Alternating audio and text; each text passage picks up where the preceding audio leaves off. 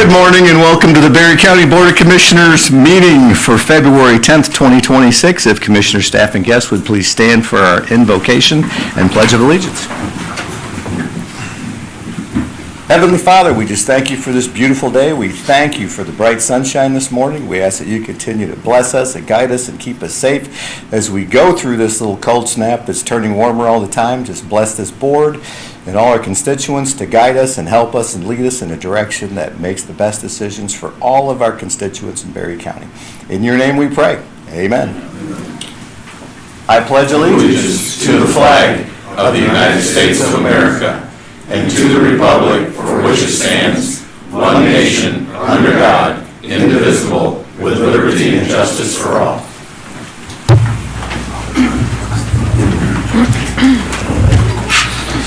Thank you. For purposes of attendance, Madam Clerk, would you call the roll? Bassett is absent. Carlton? Campbell? Here. Getty? Here.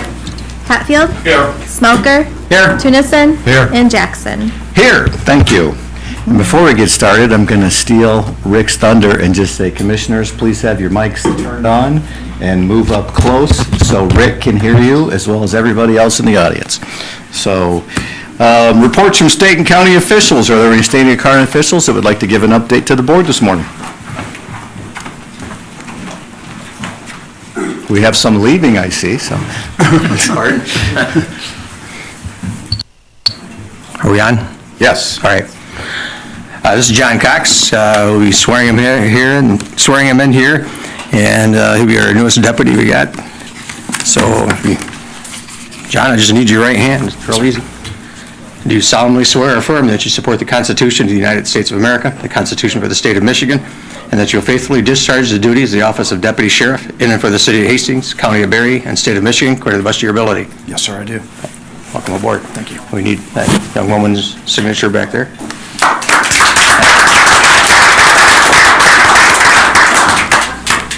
We welcome you, John. Thank you for joining the team. Thank you for having me. I appreciate it. Give you a little update on the body cams. We went to was it SVX, is that right? Went from the SVX, we're going to the 700, and it's ready to go right now, the 700s. We don't have the cameras, so we had to exchange the other ones out to get these back in. There was some problems with the SVX and an antenna. We had to wait until I would say mid-March or mid-April or something like that for these antennas to come in to get back in the cars. So we said, if these are ready to go, we'll just go with these. Our contract, 3 years down the road, we can upgrade to that.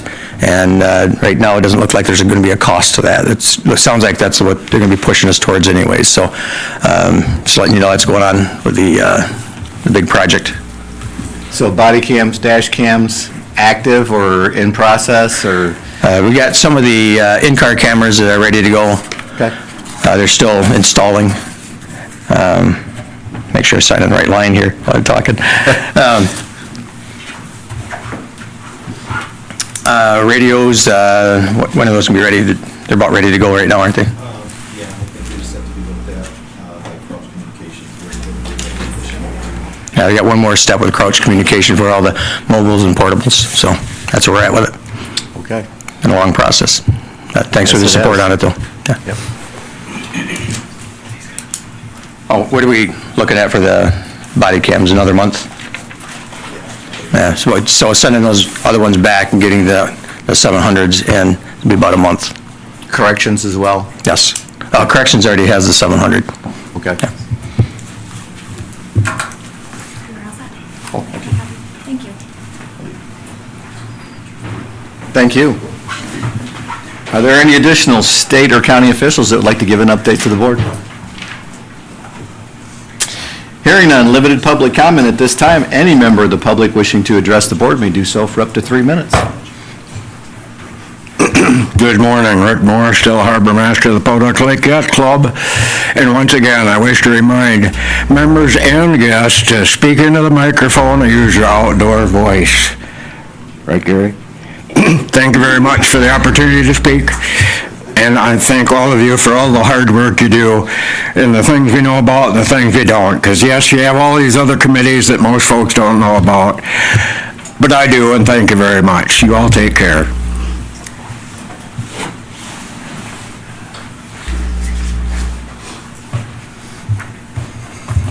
Good morning. Gary White, Nashville. U.S. Senator John Kennedy repeated, if it wasn't for double standards, government would have no standards at all. The first public comment, Open Meetings Act does allow for boards to set rules, but protects the citizens' rights. The rules cannot be selectively enforced, allowing some citizens to speak freely and others not. For 13 months, not one commissioner has addressed the inconsistency of this only on agenda items for the first public comment. It is plain to see the commission does not support this rule and needs to be rescinded. Number 2, COA driveway. I ran into planning director this morning on the way in. Amazing. How a building, and asked how a building permit was granted with no permanent driveway being approved. He had no answer for that. He said, yeah, it should have been approved before the building even started, so how did the COA do it? Must be double standard for government and stuff. So that's one of those questions. Mike Colton at Maple Grove Township stated that they could actually raise the money, so I like that idea. $248,000, I think, was given to the manor. That's money that could be spent on it also. Number 3, COA revised. It was talked about before the meeting, so COA has revised bylaws, not redlined, and does not have a written explanation of the changes. It seems like that's a double standard that was actually presented at the Berry County Republican Party of the need to have these things. I know Bruce actually said that if it came up without revised or redlined an explanation, that I would be here to challenge you on it, if you remember that when it came to the Berry County Republican Party bylaws. So it's one of those things that really just needs to be not double standards, same standards all the way across the board, and the thing needs to be done. The COA on your packet has a silver tsunami. I'm glad that John brought it up before the meeting a little bit, but that is not exactly a nice or good statement directed at seniors in this community. It's been used numerous times now. It's once again in your packet numerous times. What is it, 60-some pages? So it's just one of those things. That really should be looked at as not being a positive statement when you're talking about seniors in this community. Yeah, sure, we have silver hair, but that's okay. We have a lot of knowledge. To act like it's a problem, which a tsunami is, should really be talked about and maybe addressed. Thank you. Thank you. Additional public comment?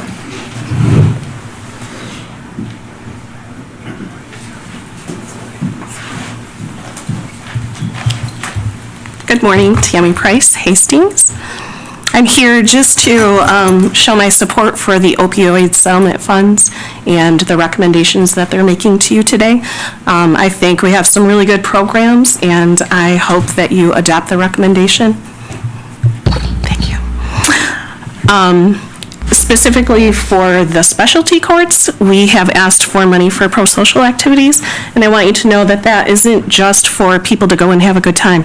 That's for our people in recovery to learn new skills, to practice those skills. We have people that have not been sober since they were 7 or 8 years old, or we have people that just got their first apartment by themselves, and we don't want people to worry about funds. How am I going to pay to go and maybe go to a dinner theater where wine is going to be offered and they have to say no thank you? And for us, that might be a pretty easy skill, but for them, it's a new skill. And so to have a support system there while they're practicing those skills is very beneficial.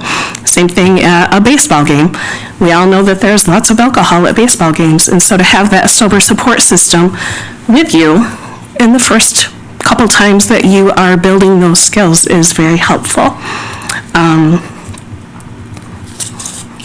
I I had a participant tell me that they watched a movie over the weekend, and this was a new experience for them because in the past, they've always gotten high before they watched a movie. So to be able to go to a movie and not be high and to enjoy that and learn that joy and feel that joy is going to be super beneficial. To learn skills, like how do I buy a bus ticket? How do I get on the bus? How do I buy a train ticket? How do I plan out a trip? And just keeping people involved so that they always know that they have a group of people that will be sober, that they won't be tempted, and that they can go and have fun sober and enjoy that. So, pretty short, but I think the funds will be well spent, and it's not just about going and having a good time, it's about learning skills and practicing in recovery. Thank you.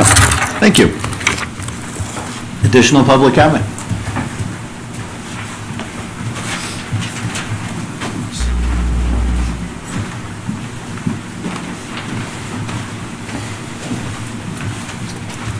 Hi, I am Kayla, the peer recovery coach for the specialty courts, and the heart of writing this proposal, and also just wanting to thank you guys for considering it, because it's something we've seen that's been really beneficial for our people, and as a person in recovery myself, it's just been a wonderful thing to watch people grow and get out of their comfort zones. And as Tammy had mentioned, it's so much bigger than just going out and doing fun things. These are things that build connection and help our people re-engage in the community, which is really important, because when they leave us, if they're still feeling isolated and they're not finding different points of connections, it's kind of like going right back to where you started. So we've seen people not only step out and engage in the community, but find new hobbies and connect with different programs and kind of cultivate those skills, which has kind of been a beautiful thing to see. I think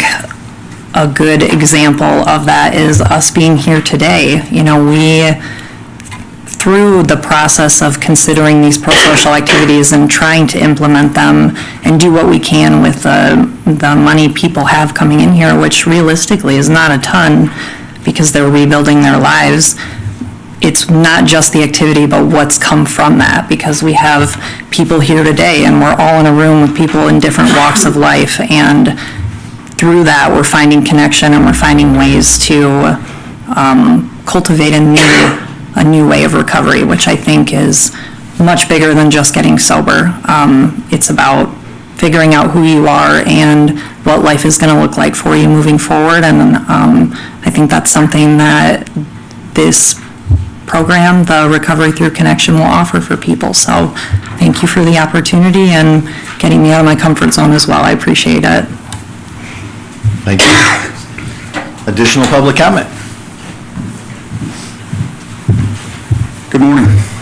My name is Bill Mackin. I'm advocating for the same thing the last two speakers, my colleagues, were for.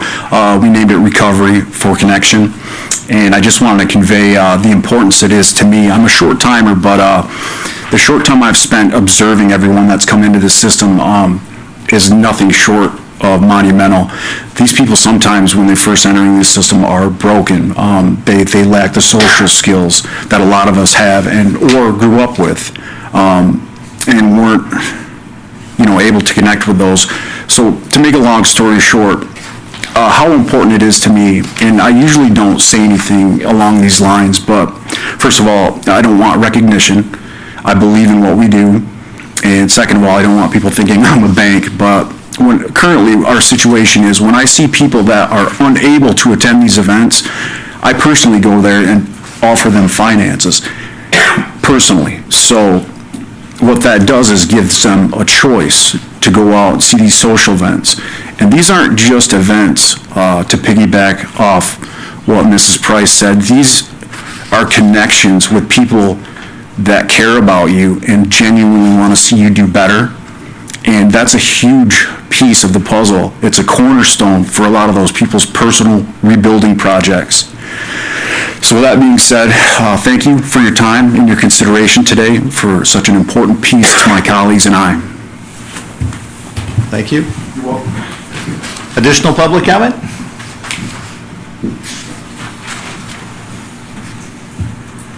Hi, my name's Hannah. I'm also advocating for the pro-social event.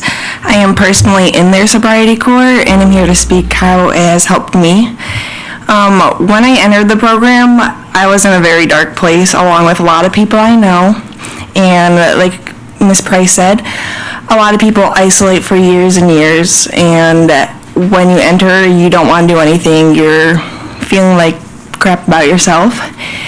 And being encouraged to go out and make those connections with people that are in like the same level as you help like not only get you acclimated back to like normal society, it helps make you get those sober supports and help you kind of lean on each other and stay strong and help you rebuild your confidence that you lost through the years of addiction.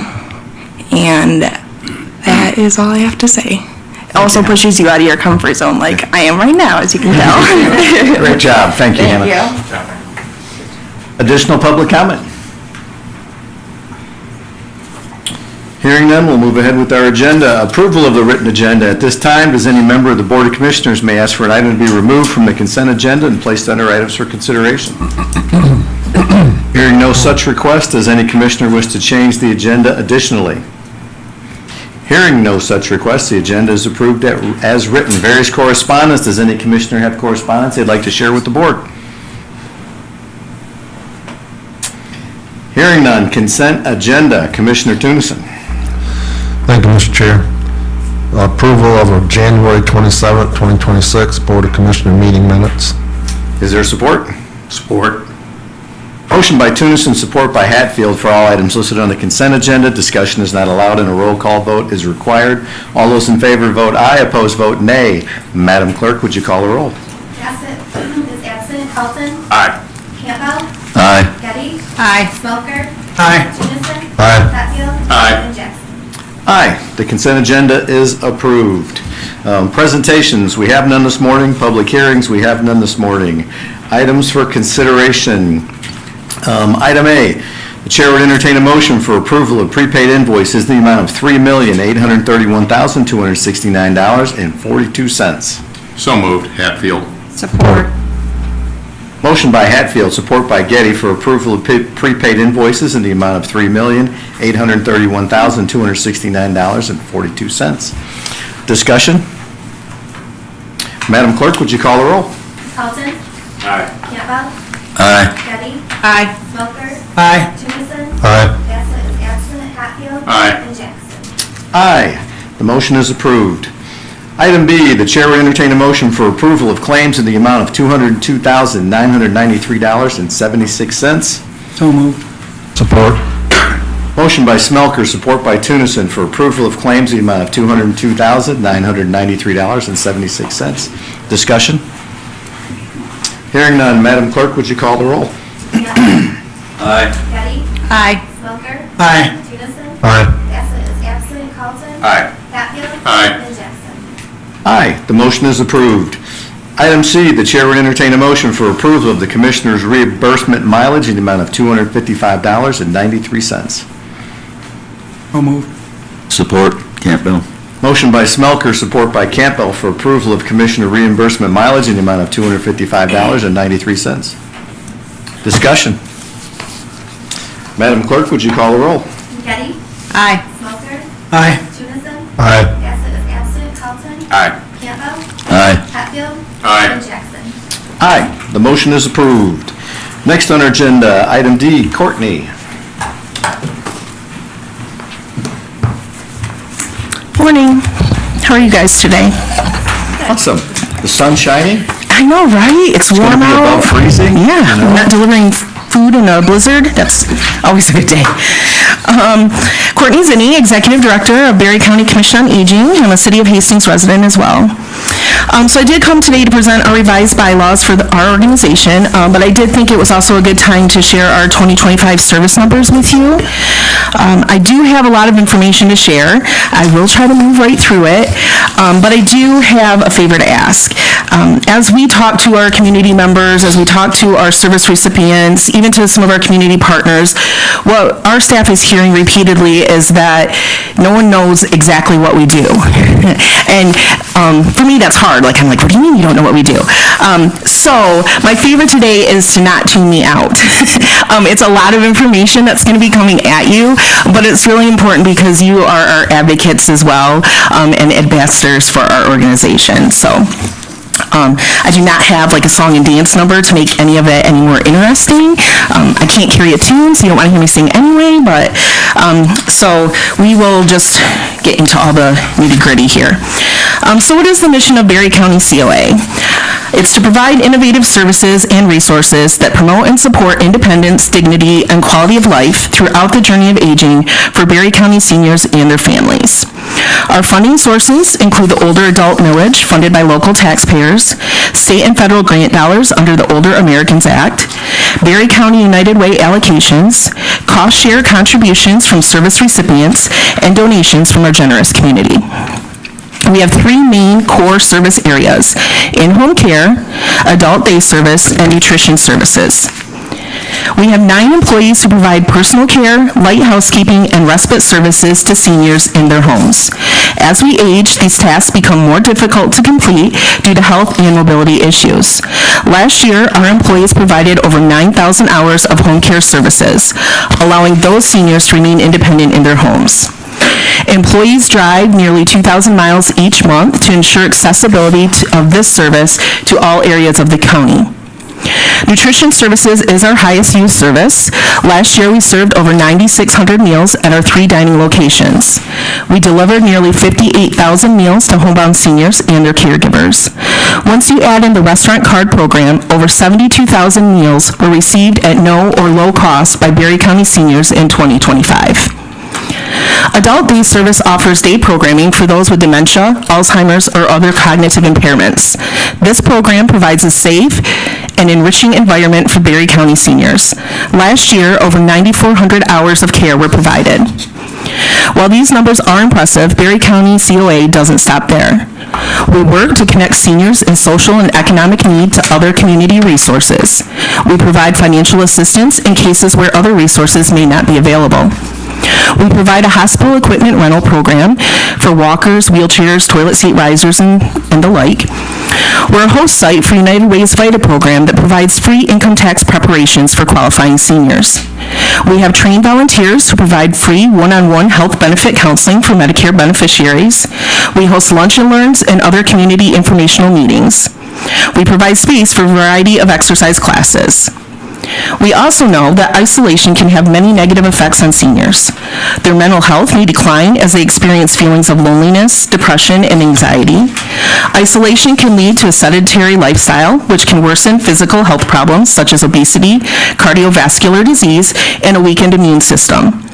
The absence of social engagement and mental stimulation can contribute to cognitive decline. With this in mind, we work to further enhance the quality of life for Berry County seniors by expanding our outreach and increasing the opportunities for participants to engage in outings and community events. We have monthly lunches in outlying communities. We have a partnership with MSU Extension that's going to start a Tai Chi class in Middleville this spring. We have contests and parties and all sorts of get-togethers just to try to get people out and with other seniors or other people their age, other like-minded. So we have a lot of different activities that happen so that they can do some of their favorite hobbies that maybe they don't do anymore. It's our goal to mitigate the effects of isolation for seniors by promoting social connections, providing support systems, and ensuring access to resources.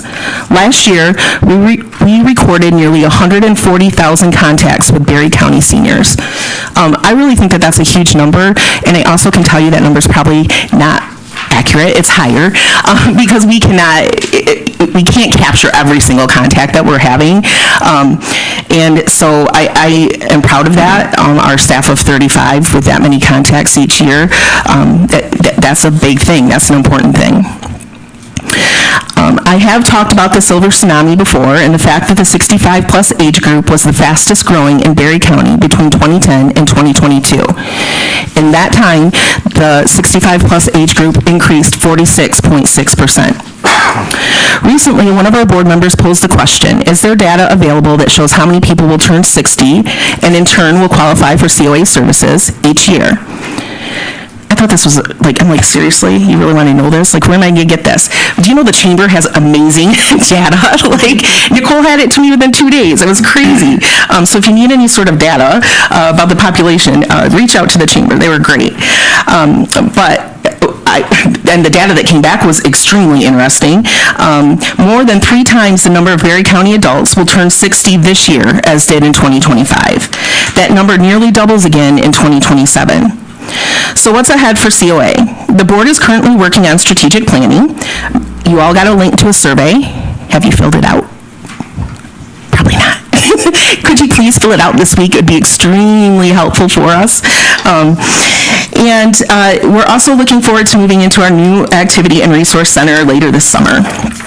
So before you ask about the building, just a small update. I did pass out packets that include our 2-week look ahead as well as current pictures. The winter weather has not been the most cooperative. Our site people are removing snow basically daily, but they've done an amazing job working around and during the cold, and working in snow, working in not the best conditions. So you'll notice on the 3rd page of the packet that I provided you that they have separated the project into 3 areas. So area 3, 2, and then 1 kind of goes around the building. So it did have to start at the back of the building because the utility tie-in where that goes. And so that section has been roughed in, has been roofed. They are working on roofing area 2 as we speak, actually, and framing of area 1. So some of the subcontractors have actually already started in area 3.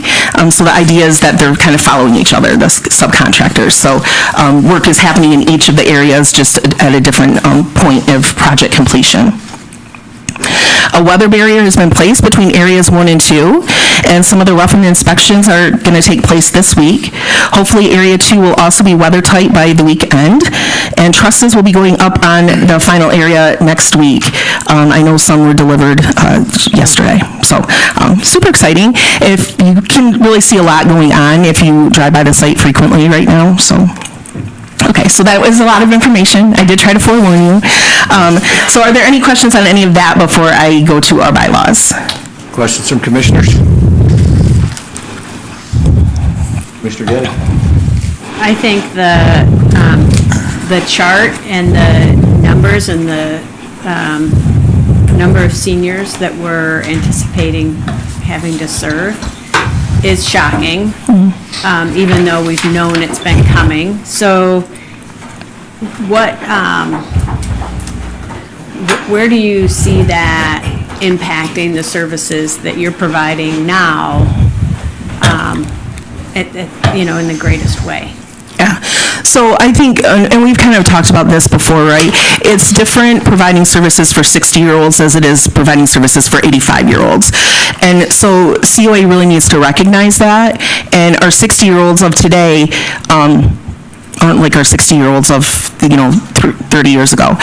So they're much more active. That's part of the reason we're so excited about the new facility, because of the outdoor space and the ways that we can remain active.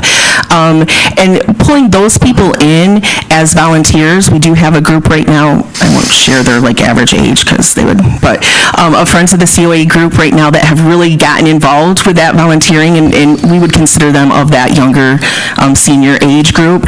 And so really utilizing seniors to give back to the community, to give back to each other, and to help support those other services. So, and we would hope in that they become familiar enough with us to know the resources themselves when they are in need of them, or to know where to go to get those resources. So that's, as we work through the strategic plan, that's kind of where I see it going. But. Good, thank you. Mr. Chair?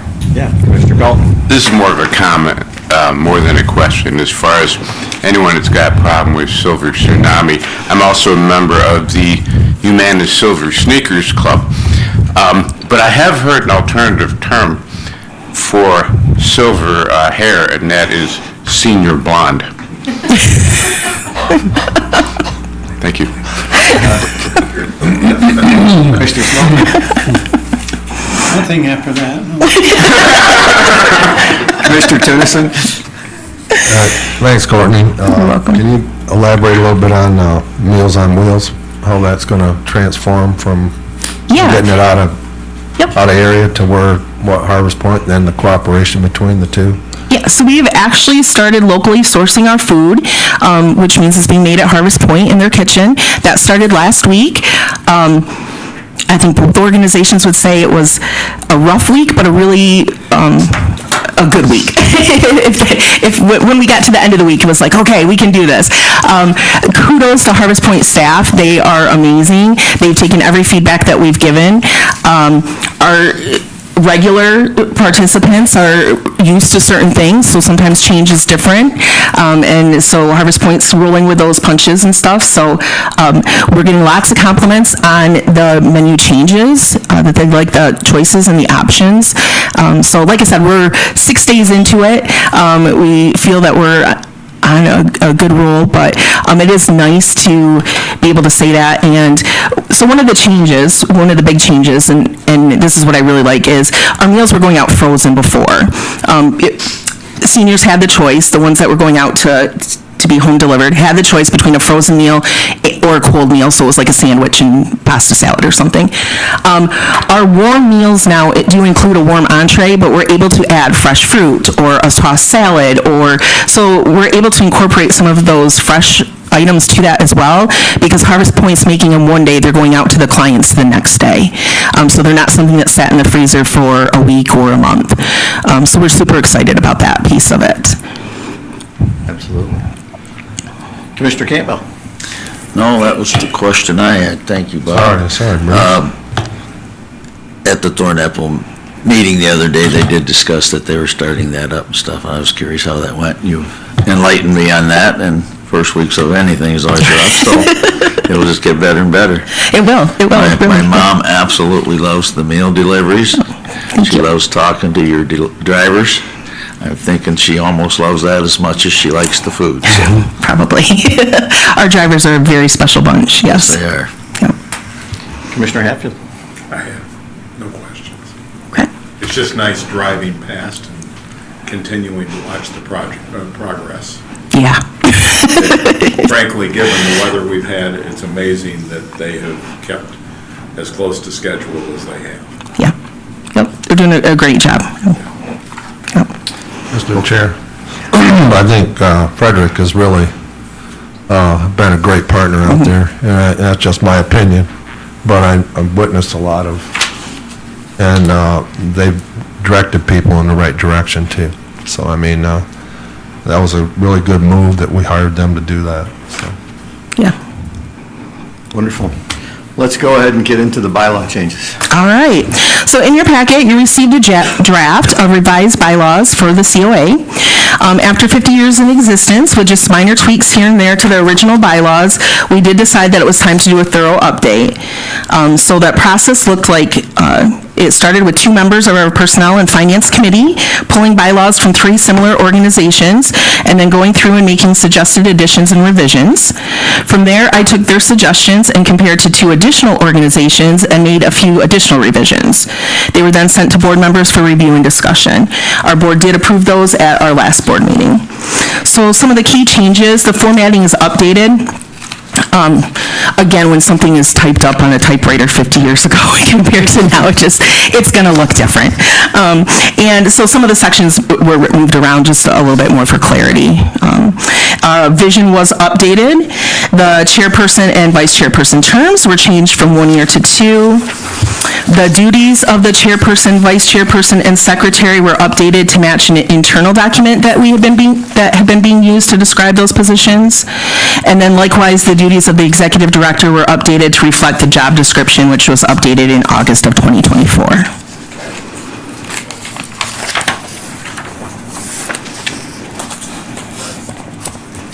So literally, they hadn't been touched in almost 50 years. They've been touched minor tweaks here and there, yeah. Okay. I mean, I didn't see anything that stood out in there. It looks like they're very well thought out and very well written. And just for future reference, it is always nice to have a red line version. Of course, when you're looking at something that's 50 years old, it's going to be all red line pretty much. It looks to me like you started over almost, and with how you formatted it, rearranged it, visioned it, just put the job responsibilities in, the way it went through, it's very well organized and very well spelled out. So the details, I think, reflect current bylaws the way they should be. So kudos to the group for putting it all together. Thank you. It is nice to see what was versus what is sometimes though as well, so I agree with that. So, questions from commissioners on the bylaws? Commissioner Tunison? I do believe that we should have been privy to the changes prior. I mean, that's kind of always been something that we've always looked at, that we would always look at red line changes before we approve them. To speak to what Dave said, a red line would have literally been pretty much, it would have been hard to read, but I could have provided the ones that the original compared to the revised, so I apologize for not doing that. I didn't have anyone reach out to me, so I didn't. Sorry. Additional questions? Concerns? Does anybody need a red line version before this is approved? I'd like to hear what everybody else thinks, I guess. I think I would, but that's just my personal opinion, unless Mr. Chair? Yes. Is there any problem with putting this off for 2 weeks and just let them see the original version? I mean, is that a big issue? Okay. Because I realize there's so much, because I was there, I'm on the Commission on Aging Board, and there's just so much change. To at least have the original version to see what it was. I'm okay with that. Like I said, I just think when you have a document that's that old versus something that's been very well thought out compared with other organizations and stuff, that this seems to be very well written and hits everything that I think it should be. But if you want to wait on this for 2 weeks and approve it at the second BOC, then that's okay as well, as long as, Courtney, you're saying we're not up against the timeline on this. Okay? No. Do I need to email that to you or provide that to Eric for the next packet? Send it to me. Yes. I'll get on to it. Thank you. It'd be good just to see it, to go through it. Questions, input? The only thing I'd say is, in my consulting capacity, I work with quite a few nonprofits, often on, bylaw drafting. This is about as vanilla a version of bylaws that you will encounter. There is absolutely nothing in here that I see that gives me pause. It's exactly what I would expect. So if we want to wait, that's fine. Personally, I don't think there's anything that's controversial in here that is likely to change how we view it. Other input? I'm happy with this version of it as well, but let's do this. I'm going to entertain a motion for, if I can find it, wherever it went to. So,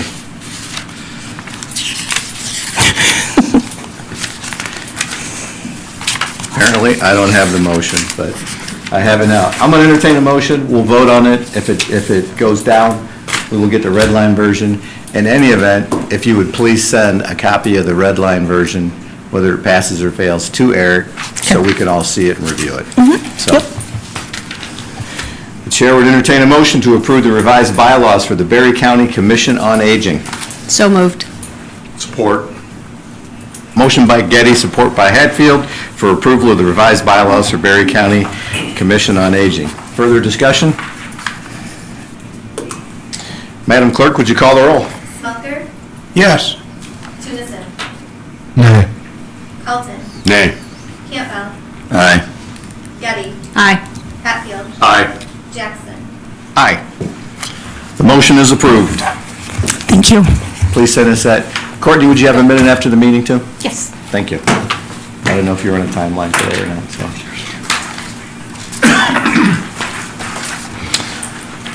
Next on our agenda, Patrick. Good morning. I'd just like to say that Commission on Aging has been a great collaborator with emergency management, been very supportive, so thank you for all that you do and continue to do. Today I have a agenda request for a submission of a grant.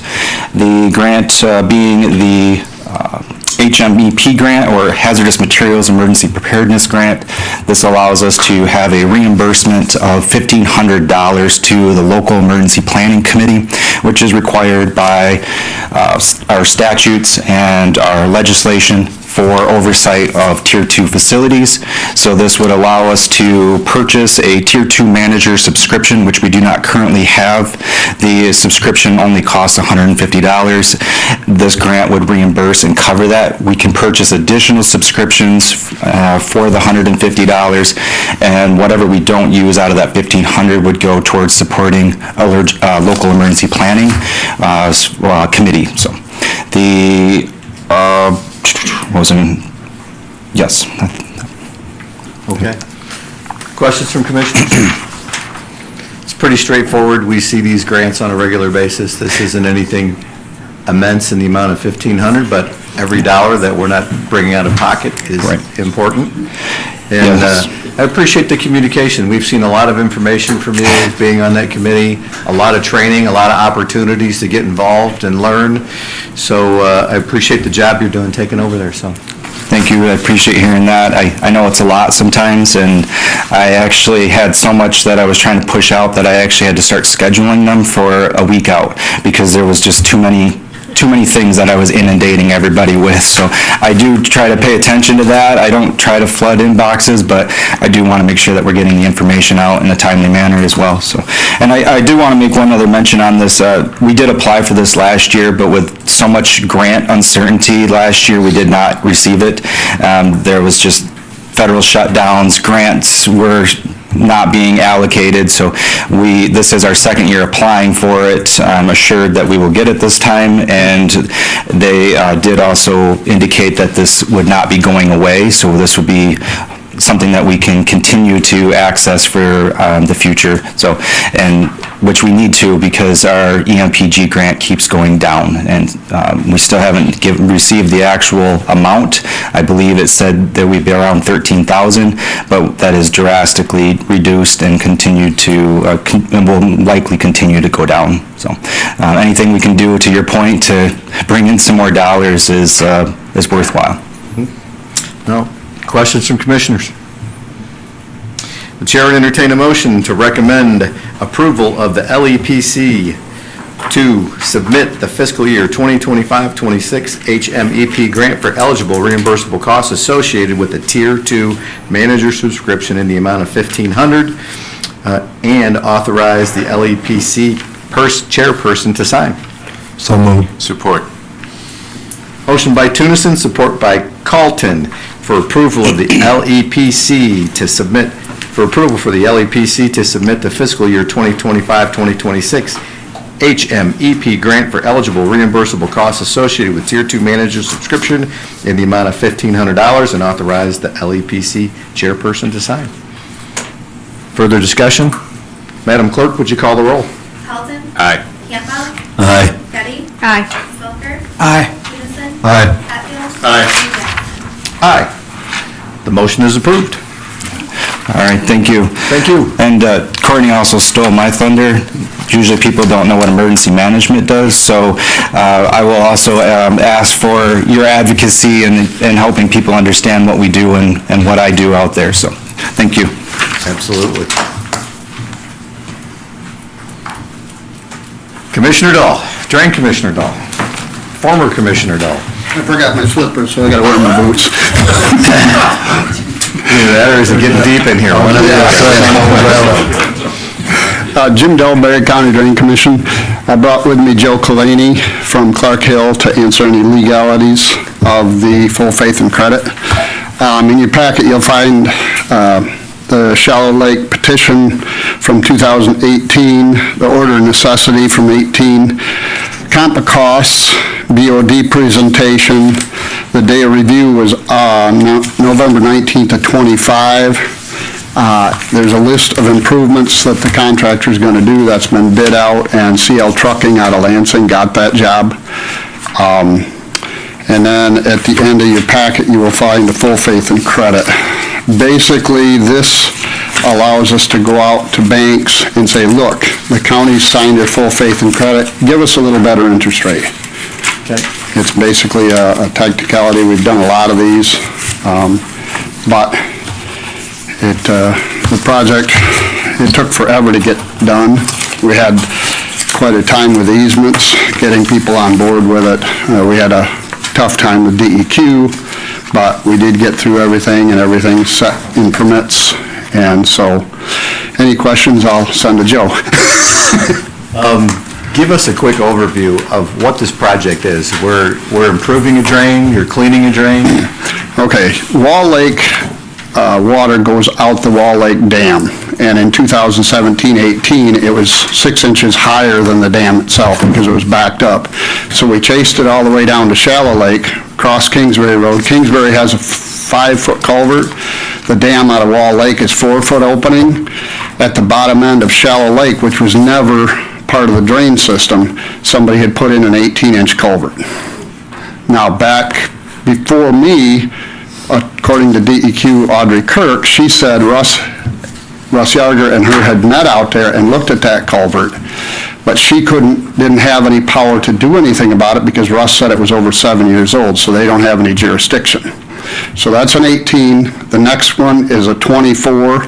The next one is a 15, and then there's a few of them down near Little Cedar on that drive. And we have to fix the one right out of Shallow Lake because otherwise it just backs up. So that meant we had to extend the drain all the way down through there, and we have to do the other ones downstream or we take a chance on flooding them people out. So one of them, we finally got them to give us their easement because I put a shovel through the bottom of their culvert. And I said, look, this is going to fail. And the lady said, well, I'll just petition it and you'll give me a new one. I said, you don't understand. You will wait 3 or 4 years to get your driveway put back in. She finally decided that doesn't sound like a very good deal, so anyway. How many people are on this assessment? Oh, shit, I just had it. I mean, it didn't look like a lot of people signed. No, or is this going through all of Wall Lake as well as the assessment? Yep, all the people on that abut Wall Lake and the ones around it. It's a pretty good-sized district. I should have brought the number of people. There's some down, all the way down on Shallow Lake. They also, while we were doing this, wanted the channel from Wall Lake down to the dam cleaned out, but we had to time that right because there's loons in there. So they're supposed to clean that out between now and April when the loons come in, because nobody wants us to mess with loons. Exactly. So, and we tried hand clearing that channel several years ago, found a railroad tie, docks, all sorts of miscellaneous stuff, and it just, you can't even get through there with a canoe anymore, so. Well, I know we've been talking about Shallow Lake off and on for 5 to 7 years? Yeah, 8 years now. We got the petition in 18, and they started complaining in 17, so. Right. I just saw the list of people that signed it from Shallow Lake, and I'm like, 15 people are paying $475,000, that's a lot. So, so I'm like, whoa, I don't know how you got them to sign. No, and I think the biggest base assessment was $850. Okay. And that was a front lot on Wall Lake, plus a little tiny bit we tilted most of it towards lakefront because they were the ones with the erosion issues, so. And spread over 10 years. What's that? And spread over 10 years. Yeah, spread out over 10 years. We've had $37,000 people come forward and prepay it because they said, for $600, $700, $800, we don't want it on our taxes, so. Okay. And that's, you'll notice that the comp cost is $475, but we're asking for not to exceed $470 because we've already had enough prepays to get down under that by quite a ways, so. Okay. Questions from commissioners? You don't see these very often, but once in a while.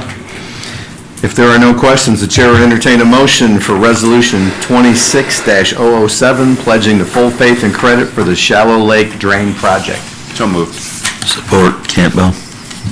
Motion by Calton, support by Campbell for Resolution 2026-07, pledging the full faith and credit for the Shallow Lake Drain Project.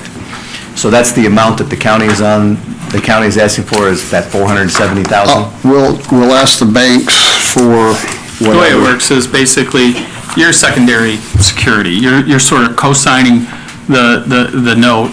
And it's, in that sense, what we do is, Jim's going to be issuing a request for quotations to several banks, and we give them a certain period of time to submit a bid, which their bid is basically what the interest rate would be going forward. In this case, it's a 10-year installment. We begin collecting, we have capitalized interest built into this, so the first payment wouldn't be due until June 1st of 2027.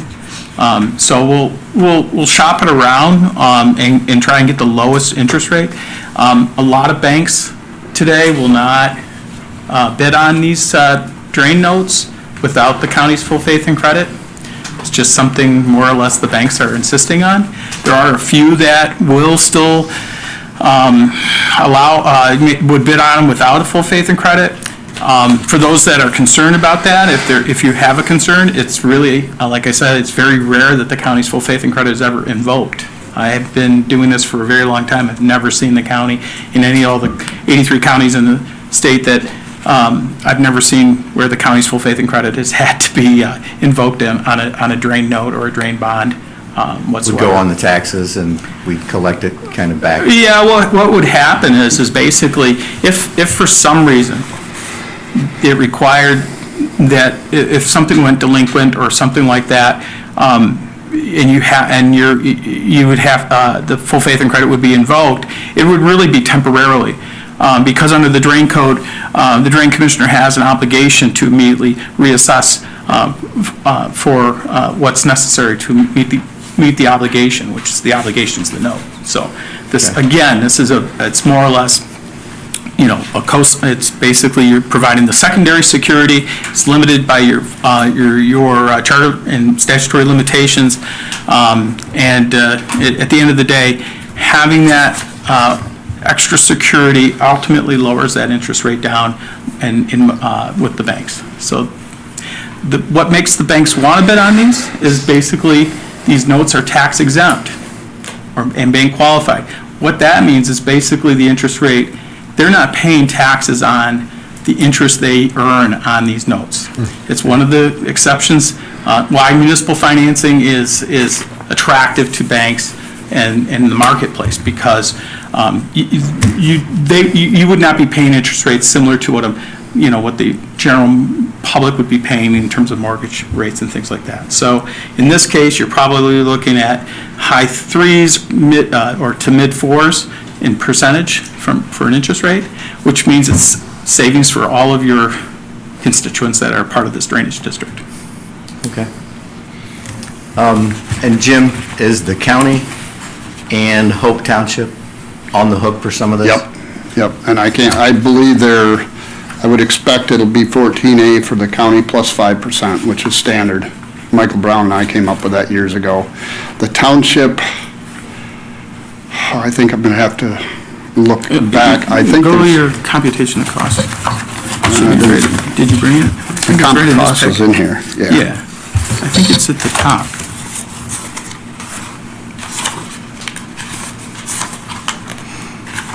Well, I can tell you, comp of costs, 1, 2, 3, third thing down. I think it's at the top of your computation of costs. Right up here. No, up here, townships. Okay. No, you didn't put the percentages up here, but that's all right. I think it's about 8.5% on Hope, and there's a tiny bit on Berry Township, because they got like little square on it, so they don't get much. And they were included in the day of review, I'm assuming? Yep. Okay. Okay. Additional questions?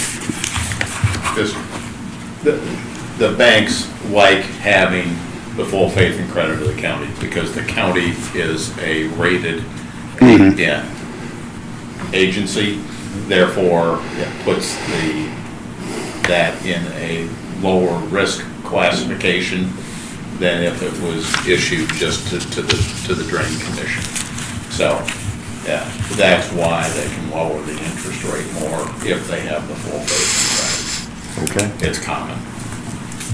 And we've done these before, it's just been a while. Yes, Okay. yeah. There are no further questions. Madam Clerk, would you call the roll? Alton. Aye. Campbell. Aye. Petty. Aye. Smoker. Aye. Judison. Aye. Bassett is absent. Hatfield. Aye. And Jackson. Aye. The motion is approved. You got the next one, right? Yeah, Do you want to be up here for that? I hope not. Oh, I that haven't one seen was a a fun one. packet like this for a while, so. Well, yeah, I'm sorry, we did about 2 years of research on this thing. It all started back, especially, well, pre-2023, Sue Top that lives out on M43, her septic system ended up underwater. The Henny Williams is a county drain that was established in 1924. And we did some work downstream of the pond itself, which is not supposed to be a pond. And I included aerials where there's a county drain under it. No ifs, ands, or buts. And there never should have been a pond there, period. And I've included some of the stuff where Sue Top's flooded out, we fixed and replaced tile downstream of the pond. The last little section, we found pieces of broken tile inside the tile, which tells me somebody's crushed the tile.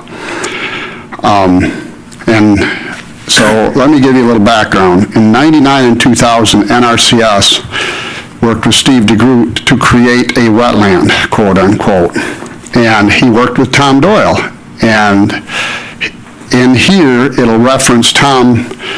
They were supposed to be working with the Drain Commissioner to do abandonment proceedings before this gets done. That's the only way, because you have 1.5 miles of tile upstream of this pond. Never got done. So they put in a structure to let the water out, which sounds good. You would talk to Conservation District, and they said, oh yeah, the tile will dump into the pond, settle out to sediment, come out the other end. Great idea. Problem is, the tile's 6 feet below that. And on the upper end of this pond, the tile is 4 feet under the outlet. In the drain world, that does not work. Fast forward, I contacted, Dan Javers told me that Russ had crushed the tile because the pond dried up. Talked to Kelly Bichon, who was at NRCS in 2011 and 12, and he told Russ, oh, the pond dried up, you need to fix it. Tammy Hayes also said, yeah, Russ had an excavator out there to crush the tile so the water would go out the outlet. This is illegal. Our drain code says that I'm supposed to make the drains work. There are 9 properties upstream of this that are not getting the benefit of the drain because it can't get through that structure. Not a good deal. We have looked at options of how to fix it. We went round and round with DEQ for 2 years because our stance was we should be able to get rid of all that water and fix the tile underneath there. Their pushback is that would be reducing an inland lake, which was never permitted. Reducing an inland lake and wetland impacts, which would create violations. So we said, okay, we can't do that. We went to the upstream end of this pond and potholed the drain coming in, and it's 4 feet below the outlet structure. So if we can't fix the tile through the pond, the only option we have is to go around the pond. And that's why I'm asking for $46,000. I talked to Craig Manzer at MMRMA, and I said, hey, could we file a claim on this for negligence? We have $15 million coverage. He said, we would fight it, blah, blah, blah, which they always do. But remember, the county has a $75,000 deductible. And he said, we're going to use that money up first. He said, is there any way to not do that? So we investigated this. We talked to Mike Cook. He's got a a tile plow that will go down 12 feet in the ground. Because other than going through the pond, you're just deep all the way through. So he gave me prices on tiling from the outlet end of the pond around the pond and reconnecting the tile. And that is where we came up with the 46,000 and change. Once we get to the upper end of the pond, we can replace that ourselves in-house because our equipment's big enough. But we can't go down 12, 14 feet. So it's just a quagmire. So, when I looked at the pictures, and especially the old pictures, it looks like this is a hand-dug trench through the middle of the field at some point where there's a little divot in there, but you're saying that this was dried up. At one point, there wasn't a pond, there wasn't a wetland. Correct. There wasn't any water moving through this drain at all. No, not moving through the drain. Drain tile, when it's put in underneath, drains the surface water into it, the whole intent. Okay. Realistically, when Tom Doyle was approached by NRCS, it would have been very simple for them to do it correctly. NRCS stands for? National, Yeah, it's through the Natural Resources Conservation Services. It's through the USDA, so it's a federal program. This is one of these programs where the federal government offers money to landowners, generally farmers, to essentially create wetlands. So in doing that, they don't use it for farming, they use it for a wetland, and they create a man-made wetland. Don't get me started on that, but that's what occurred here, and it probably should never have happened, should never have been permitted in the first place. But that's Was the wetland or the pond ever permitted? never should. Or did this just happen by circumstance? No, they, Mother Nature. well, and you can see in the pictures from 2006 and then 2011 where this pond was dried up. And then lo and behold, after what Kelly Vachon recounted, all of a sudden the water all came back up because it couldn't get away. Typically, this drain tile, if it were working and not crushed, would have kept that wetland dry. The realistic way of fixing this, if NRCS wanted to do it, Tom Doyle should have required, and he had the power to do it, to say, okay, you can put your standpipe in, but you have to put watertight tile all the way under anything that you want to retain water. Because them 2-foot tile, they're 2-foot chunks with little gaps, and they drain the water amazingly. And we've done the water budget on this. If they would have done that, that pond would have still been there. It didn't need the drain tile water to come up, and the tile would have continued working. But he didn't require that. He allowed them some, and we don't have any, like I say, we FOIA'd all the stuff from USDA and Conservation District trying to figure this out. And this is what we've found, is negligence on the Drain Commission. Okay, because my question was, every drain district we've ever talked about, worked on in my 10-plus years here, is assessed to the people who get the benefit from the drain. Correct. So the county's not. If this had been a tile on its own, if we hadn't found where they'd worked on it, I would say, yeah, we will fix this and the district will pay for it. But at this point, when the Drain Commissioner was, as far as I'm concerned, in cahoots with whoever to allow this to do it, that's wrong, at least as far as I'm concerned. There's nothing in the drain code. The only part about obstruction is it's our job to get rid of it. Section 421 and 422. If a railroad impacted it, we can take them to circuit court and force them to remove those obstructions. If a normal person does it, their cattle run it, or they crush it or whatever, we can go back on them if they cause obstruction. But in this case, it's pretty evident that 2 drain commissioners worked together to make sure this held water.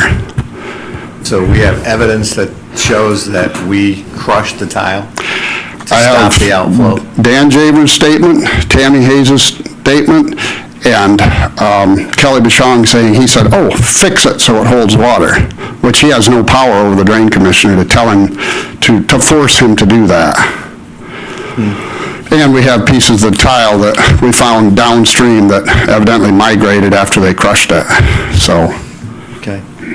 I'm just trying to see how this is completely our liability, even though it's not a lot of money. Still Right. $46,000. Right. And, you know, we are in-house going to do the portion of the upstream part. We got big enough equipment to take that over to MDOT and replace that tile that has been, you know, that is not working because the sediment backs up. John will tell you, you know, if you got tile and it's underwater, that sediment just starts filling in there, and then pretty soon the whole tile goes bad.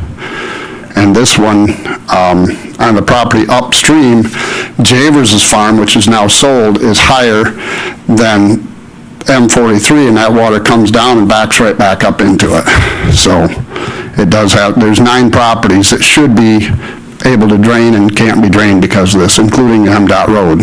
So, Joe? The question is that you raise is a very good question, which is why is Jim coming to the county board for this? And the answer to that is, under the drain code, as with the county clerk, the sheriff, and the other county-wides, the county provides a bond for each of the drain commissioners, or each elected official for their misfeasance and malfeasance. And in the drain code, it does provide that the county is required to provide for a bond for the drain commissioner. What Jim is really looking at is saying, basically, look, the district, in this case, there was an error on the part of the prior drain commissioner. This should not have happened.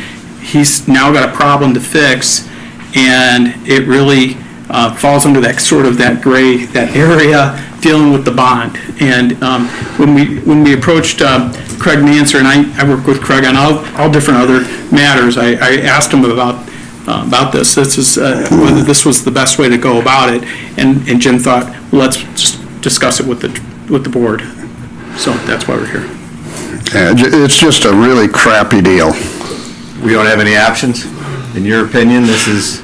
We can sue NRCS, that's the federal government. Like I talked to you, we could take DEQ to court for $50,000 or $100,000 and show them that we have the legal right to put it in under the water and lower the water. That's not a guarantee. Even then, we'd have to replace tile that's under the pond, and there's about 1,800 feet of it. It'd be a lot shallower. It wouldn't be 12, 14 feet in the ground. But it's just a really crappy scenario. And like Eric and I talked, it's the county's, I'm not going to say what we thought. It's just a bad deal. Eric, can you take it out of contingency from 1986 then and have the guy that's There you go. responsible for it? No, not 1986. This was 2012 was the latest. 2012, Yeah. okay. And like I say, we went back through the aerials to see, you know, there was trees growing in there in 2010, and now them are all 6 feet underwater because, and I don't know of any other way to stop water other than to crush that tile, because these county tiles work amazingly well, so. Okay. Commissioner Smelford? Is there water in this pond now? Yeah, it's a lake. A lake? And when the tile was crushed, there was no water? No, 2011, it looks like it was pretty much dried up. There was trees growing there. And it was crushed where the lake is now? Yeah, yep, just upstream of where they put their outlet structures. By the drain commissioner? According to 2 people that said, I mean, Tammy said, yeah, and I'm not gonna say who crushed it because I went through the records and there's $9,500 assessed from 2012 to 17, and there's no record of who it was paid to, so I can't tell you who did it.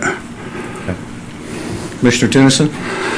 So, didn't you tell me once that that's considered a lake now, right? Yeah. And they won't let you drain that? Nope. So what you're basically saying is that to stop it from keeping getting bigger and backing up into everybody else, that you need to revert the tile from that west point around over and go across Mesa Road. Yeah, it's a really crappy situation. Because you can't drain the lake. Nope. Because now it's a lake.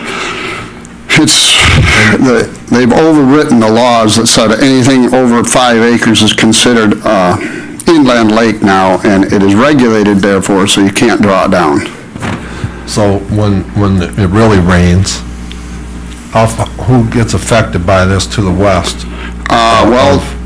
The next field over has 2 ponds in it right now, Sue Tops at one point did flood her pump system that goes up into a drain field. The farmer was losing about 6-7 acres in On Carlton 2023. Center Road? On Carlton Center Road? Or what are we talking here? Yeah, if you go out M43 and curve to Woodland, on the north side, she's there. She's 86 years old, and that was a pretty bad sob story, because I said, nothing I can do for you. It's just, it's very unfortunate, and I've talked, It's a pretty uncommon yeah, situation. well, let's hope so. So basically, you're gonna be able to go right across the Messer Road and go down the drainage. We don't have to go all the way to Messer. You don't? The downstream end of the pond, all the way around the pond, and up to M43, right on the curve. Is that an open drain, or is still No, tile beyond? It's all that? tile. Okay. Yeah, it's under the pond, I'm guessing it's about 4 feet under the bottom of it. We went out there and probed it, and that lake's about 7-8 feet deep right now. It's just a really crappy deal. Mr. Chair? Mr. Colton? So since the pond is somewhat fed by the fact that the drain tile's crushed, will routing around the pond then affect the level of the pond? No, we did the water budget. I had Chad Mancarelli do a water budget on it, and that pond will fill up from the flow off the topical flow. Because what I didn't want to do is reroute it and then have DEQ come back and say, wait a minute, you've reduced this inland lake by rerouting the drain. But he said in a 50-year or whatever, 1 or 2 inch rain, it will refill, so. But originally, before the tile was crushed, the pond was going dry because the tile was taking that Takes it water in. away. Yep. So then they crushed the tile. Yep. But that was its natural water coming down. Well, tiled from the other fields, Dan Javers' field, all the way from M43, actually on the south side of M43 in the curves, the tile comes under M43 and all the way down, so. The pond is sustainable by runoff water? Yes. Okay. Yeah, sheet flow will take care of it, according to our engineers, because we wanted that in our bag of tricks if DEQ comes back on me. Okay, thank you. Well, you Yeah, just we never don't want know. to see this in 2 years where the DEQ is suing us because we drained a pond. Well, and That was never a pond, but, you know. it shouldn't be, and it was never permitted. I asked DEQ, did they get a permit from you? Well, no, but, I said, I don't want to hear the buts. You know, they want to hammer us, but somebody else does it. Yeah, whatever. Okay, does that 46,000 include contingency? Yeah, everything. Any other questions from commissioners? I'm not happy about it, but it is what it is. Commissioner Campbell, you look like you have something to say. Yeah, it's very difficult. Well, and this is You the know, reason, obviously, we don't want to set some kind of precedence here or something for us picking this up, but I don't see an alternative neither. I was gonna say, it sounds like we're back in the corner. well, Paul Eberhard asked me at the Little Thornapple meeting, how do we avoid this? I said, pay attention to who you elect. Your elected officials have an ungodly amount of power, but they need to be responsible. Sorry, get a little frustrated. Donald up here? What's that? Donald? Okay. Here. I just had a question, is if there was any other fund besides the general fund, does the drain commissioner maintain any contingency funds for these? No, we don't have any kind of funds like that. I mean, we have our 804 that we create by taking money. We got equipment now, and when we do work, we put it into 804 to be able to redo more work, and that's how we're gonna do this section on the upper end of the pond over to M43, because we can handle that ourselves. It's a big chunk from the general fund. Eric, you see that contingency? Is that where it's coming out of, is contingency? Yeah, my only concern was we didn't budget for it, obviously, so I would have preferred to know about this in the budget process, but we'll adjust. Okay. You don't have a number on what this will reduce contingency to in 2026, do you? Probably 20, 25,000 off the top of my head. We didn't have a lot in there. We had the health department money, but besides that, Okay. we didn't have a lot in contingency. And I'm sorry that we found this, but didn't know how else to handle it. Is there a reason that we have to do it right now, or could it be budgeted next year? And Eric and I talked about that. If it would be better to budget in this next year, we could put it on the drain account and then pay it fallish. No, next year would be after January 1. Okay, I mean, we could do that, This year it's gonna be this you know, year.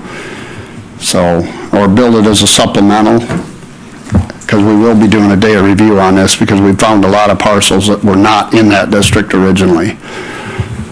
Okay. Do you have an opinion, Eric, on whether you want this to go into 26 or 27? At this point, if he's gonna do the work this year, we should pay the bill this year. I mean, we're incurring the cost. If we weren't gonna do the work until next year, that would be different. We could wait till the budget process and we could evaluate at that point. It'll probably be more expensive next I year, was gonna say, too. I'm sure the cost will go up at that point. So, as much as I don't like bringing major surprises, I think this is one that we're just gonna have to pay. Okay. All right. There are no additional questions or comments. The chair would entertain a motion.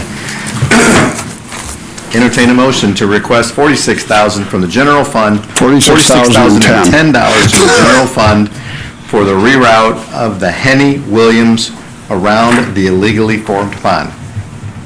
Henny Williams drain around the illegally formed pond. I'll make that motion. Support. Is that Tunison? Yes. Motion by Colton, support by Tunison, for approving the request of $46,010 from the general fund for the reroute of the Henny Williams drain around the illegally formed pond. Additional questions or discussion? Madam Clerk, would you call the roll? Campbell. Aye. Getty. Aye. Gallagher. Reluctantly, aye. Tennyson. You're not the Lone Ranger. Aye. Best is absent. Carlton. Aye. Hatfield. Aye. And Jackson. Aye. The motion is reluctantly approved. I understand. Thanks, Commissioner. By the way, two big shout-outs. Thank you for moving us over to FOC. Eric helped us get set up where we could be. I know you guys authorized it. We have had so many people that are so impressed because they don't have to go through the screeners. Not that the screeners ain't good guys, I like them, but people said, we shouldn't need that to come see you. We don't want to see you that bad. And second of all, Patrick there has been over to our office a couple times. We've had a couple discussions about dams and all sorts of good stuff. I hope everybody's reaching out to him because he's really brought that office up. He wants to meet with people, he wants to be there, he wants to do his job, so I hope everybody, all the different departments reach out to him and say, hey, how can we work together? He's been phenomenal for us, so, don't mean to make you feel good, but. Thank you much. Didn't have any coffee. We didn't have any coffee this morning. We know the secret. Okay, next up, Jake Welch is hiding around here somewhere.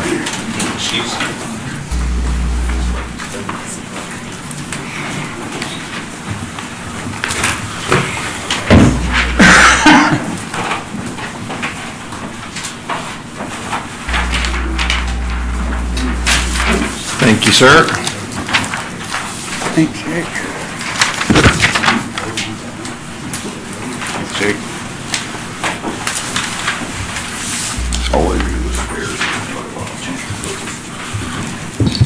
I'll fix it, Patrick. I'm sick of your emails. Thank you. It's been a good relationship with them. We've been working really closely with them as well. So I'm Jake Welch from the Road Commission. Appreciate you all having us in today. I just passed out a handout to kind of go over a little bit of what's going on. I'll get into that in a couple of minutes, but my first point I want to kind of talk about a little bit is why we're here requesting what we're requesting. The legislature passed a new road funding bill back in October. So that's certainly a good thing. The thought process when it passed was that this was all going to be very immediate. Everything was going to happen right away. And so when they first started talking about road funding 6-8 months before that, the Road Commission, as we tend to do, tried getting prepared as best we could. So that involved a lot of bridge design, design work, preparation for paving work, for additional chip seal work. So we're prepared to execute. And then they kind of said, oh, it sounds like a lot of this money's not going to come until 2027, which in all reality, as frustrating as that can be for us, that's a very good thing because we're prepared. And by bonding and moving forward with a lot of those projects, we're going to realize pricing from contractors that don't have a lot of work this year because all the road commissions intended to have a big year as the new funding came in, and now everybody's pulling all their projects back. So as everybody's pulling projects back, the Berry County Road Commission is going to be putting projects out for bid. So to get into the document that I just handed out, and Eric's got some more copies, we did this very similarly in 2016. So the last time that the gas tax was touched in 2016, we bonded for $4.5 million. If you recall, maybe you don't, I wish I could forget, that started in 16. Some of the money came in 17, and it wasn't fully implemented until 2021 was the first year of full funding from the 2015 gas tax increase. So we bonded for about the same amount as our MTF that year. You can kind of see the numbers as you work down the document as far as how much we spent in asphalt work and how much we spent in chip seal work. And then I basically took what our prices were in 2021, so once all the money was in hand, and said, what would it have cost us to do that same work? So we bonded for $4.5 million. We saved $2.25 million by bonding, doing that work in 2016, as opposed to waiting until we had the money in hand in 2021. Our last payment for that bond is due this year. So our intention with this new bonding plan is that this new bonding will pick up just as this one drops off. We're not intending to be, I mean, this is, I think 2016 was the first time the Berry County Road Commission bonded in a long time, if ever, and I don't recall a date or seeing documents of a prior time that we bonded. So it's not really intended, I mean, I'm not in favor of necessarily what the state's doing with MDOT, where they're constantly bonding and borrowing from our grandkids.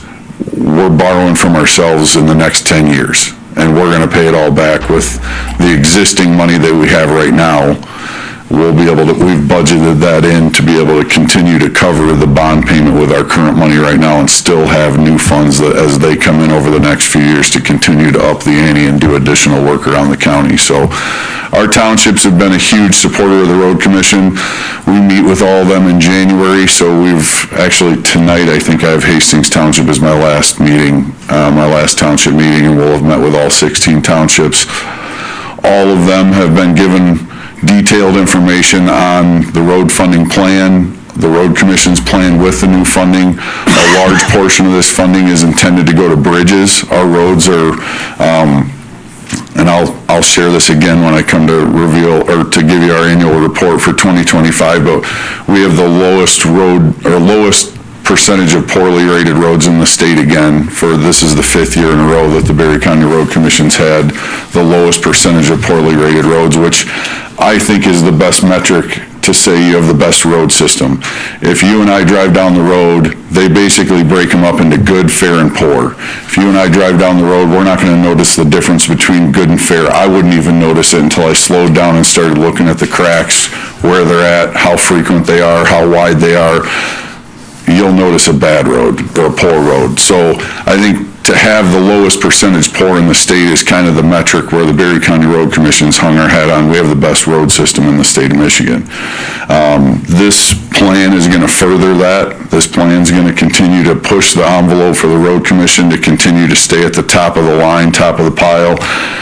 Bridges have been one area where we have not, a bridge is such a massively expensive asset at $2 million to $7 million, depending on the size. You certainly don't want to replace them before they need to be replaced. So a bridge being in poor condition, it's at the end of its life, but you sure don't want to replace it when it's fair, because you could get 20 more years out of a $2 million investment. So playing the timing game's a little more difficult, where if you lose a year in a chip seal, it's not going to cost you a ton. we're ready for a number of these bridges, and we're gonna hammer on some bridges. So we have 5 bridges scheduled for 2026. We have about 20 miles of asphalt paving, over 200 miles of chip seal. This is gonna be a big year. Completing this bonding, we're looking to bond for about $6.2 million. In order to do that, our board has passed a resolution requesting your authorization.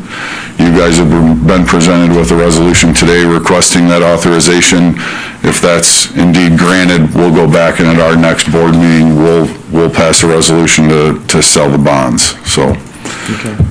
What is 83 miles of edge seal? So you may have noticed prior, a lot of our roads break up from the outside in, so the edges will be broken up, but the middle's very good. So we'll seal the outer 4 feet on both sides of the roads, or both sides of the road, and then we'll seal the whole thing. So the edge gets a double seal, basically, to beef up the edge of the road, so. So the 12 miles of double seal, that's not going over what you just paved? No, we'll do that, though. I know. I know, Ruin those pisses everybody off. The day, I'll tell you what, I can't stand chip seal either. I came from the private sector, I'm not a huge fan.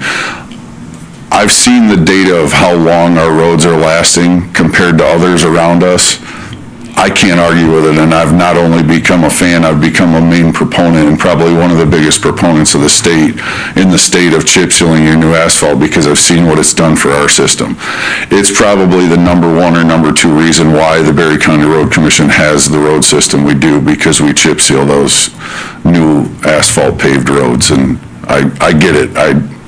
It's now lost on me, but in all honesty, I love having those conversations when residents call. I've literally had residents call and say, the chip seal crew and the paving crew, I don't think are communicating, because the chip seal crew just chip sealed what the paving crew just paved last week. I'm like, that's actually on purpose, but they think that we're errantly doing that in some instances. When you tell them the benefits of how it's slowing the hardening of the asphalt and it's extending the life of the road, at that point, it's become a positive conversation. It's not, and thank God they call, because the other option is they're gonna sit in their garage with 10 neighbors and talk about what a bunch of idiots the road commission is. I'd rather you called, I'll explain it to you. I love that conversation. So it's as much of a pain in the butt as it is, and I totally empathize with everybody I drive these roads as much or more than most Berry County residents. It's a necessary evil, and it's a main reason why we have what we have today in our county. Okay. Questions from commissioners? Mr. Chair? Mr. Colton? I hate to keep going back to the Quaker Brook Bridge. How much is that gonna cost? About $880,000. Oh, okay. And that goes to 2 houses? Or how many houses? Yes, 2 houses. I mean, have you offered to buy the houses? We have not. There's a farmer in the area that utilizes that bridge to access his fields too, so it's a little more complicated than just the 2 houses. We did secure critical bridge funding for that, so the road commission's gonna cover 20% of the cost, the state's covering the other 80%. So we got it as cheap as we could, but to your point, Quaker Brook is on a dead-end gravel road that's about a quarter of a mile, 3/8 of a mile long, and it services 2 homes. It's right out by Mooville. I wish we'd have never taken it over, but in all reality, once we've taken it over, there's very little ability for the road commission to get rid of those roads if they landlock anybody or preclude access to their homes. So we looked into accessing on the western side of Quaker Brook and trying to get them right in the middle between the 2 roads, so you're building them a half a mile driveway and trying to buy the easements to get there. This is the cleanest way we could find to do it. We've looked into this a ton, because this has been an issue for a number of years, and they're 2 residents of ours too, though, so. Additional questions? And does this bonding, can it help out the village or a city and stuff with their roads and stuff, or is it just all more or less township and county roads? Yeah, it would just be county roads, so we're totally separate from the city of Hastings and the village of Middleville and the village of Nashville. They have their own road systems and maintain those. Well, we do work for them, if they want us to chip seal, we're happy to do that, but our funding's not allowed to be used on their road system. So this bonding would just be for the road commission. Commissioner Smelker. Jake, on 2016 to 2021, Yep. that savings of 2.2 million, does that include an estimate of what it saved us of getting them roads done 5 years earlier? No. So really, it's more than that. Dave and I were just talking about that on the way here. You could probably go through and look at the history and the life cycle of every road that we paved in 2016 and say, if this wasn't overlaid in 2016, what would it have cost in 2021? Now, I did do that as far as X number of tons by X number of unit rate bid price versus what that would have been in 2021. That's what that savings is. But as far as this road needs an overlay right now in 2016, if it's neglected till 2021, it needs a complete reconstruction for 5 to 10 times as much money. That is not included in here. And that's a great point, though. Additional questions? Okay, I think your track record speaks for itself, that this was a big savings for the county in 2016. I think this is going to be a good project to get this done ahead of the other counties. Yeah. We've talked about this in the past, how the funding got kind of curtailed for a year. Yeah. So I think it's a good plan to get this done before everybody else is in the same money pool bidding on projects, so. With that, the chair would entertain a motion to request the county board pass the provided resolution and authorize the BCRC to borrow money with the issue notes for the purposes listed above. Support. Motion by Smelker, support by Hatfield, to request the county board pass and provide a resolution and authorize the Berry County Road Commission to borrow money and issue notes for the purposes listed above. Any further discussion? Madam Clerk, would you call the roll? Getty. Aye. Smoker. Aye. Tennyson. Aye. Bassett is absent. Carlton. Aye. Campa. Aye. Hatfield. Aye. And Jackson. Aye. The motion is approved. Thank you, guys. It's a blessing to work for this community. Thanks. Good luck. I want you to be number one and number 1A. We're top of the top. So Will do. keep up the good work. Mr. Chair, we take 5. Yeah. The board will recess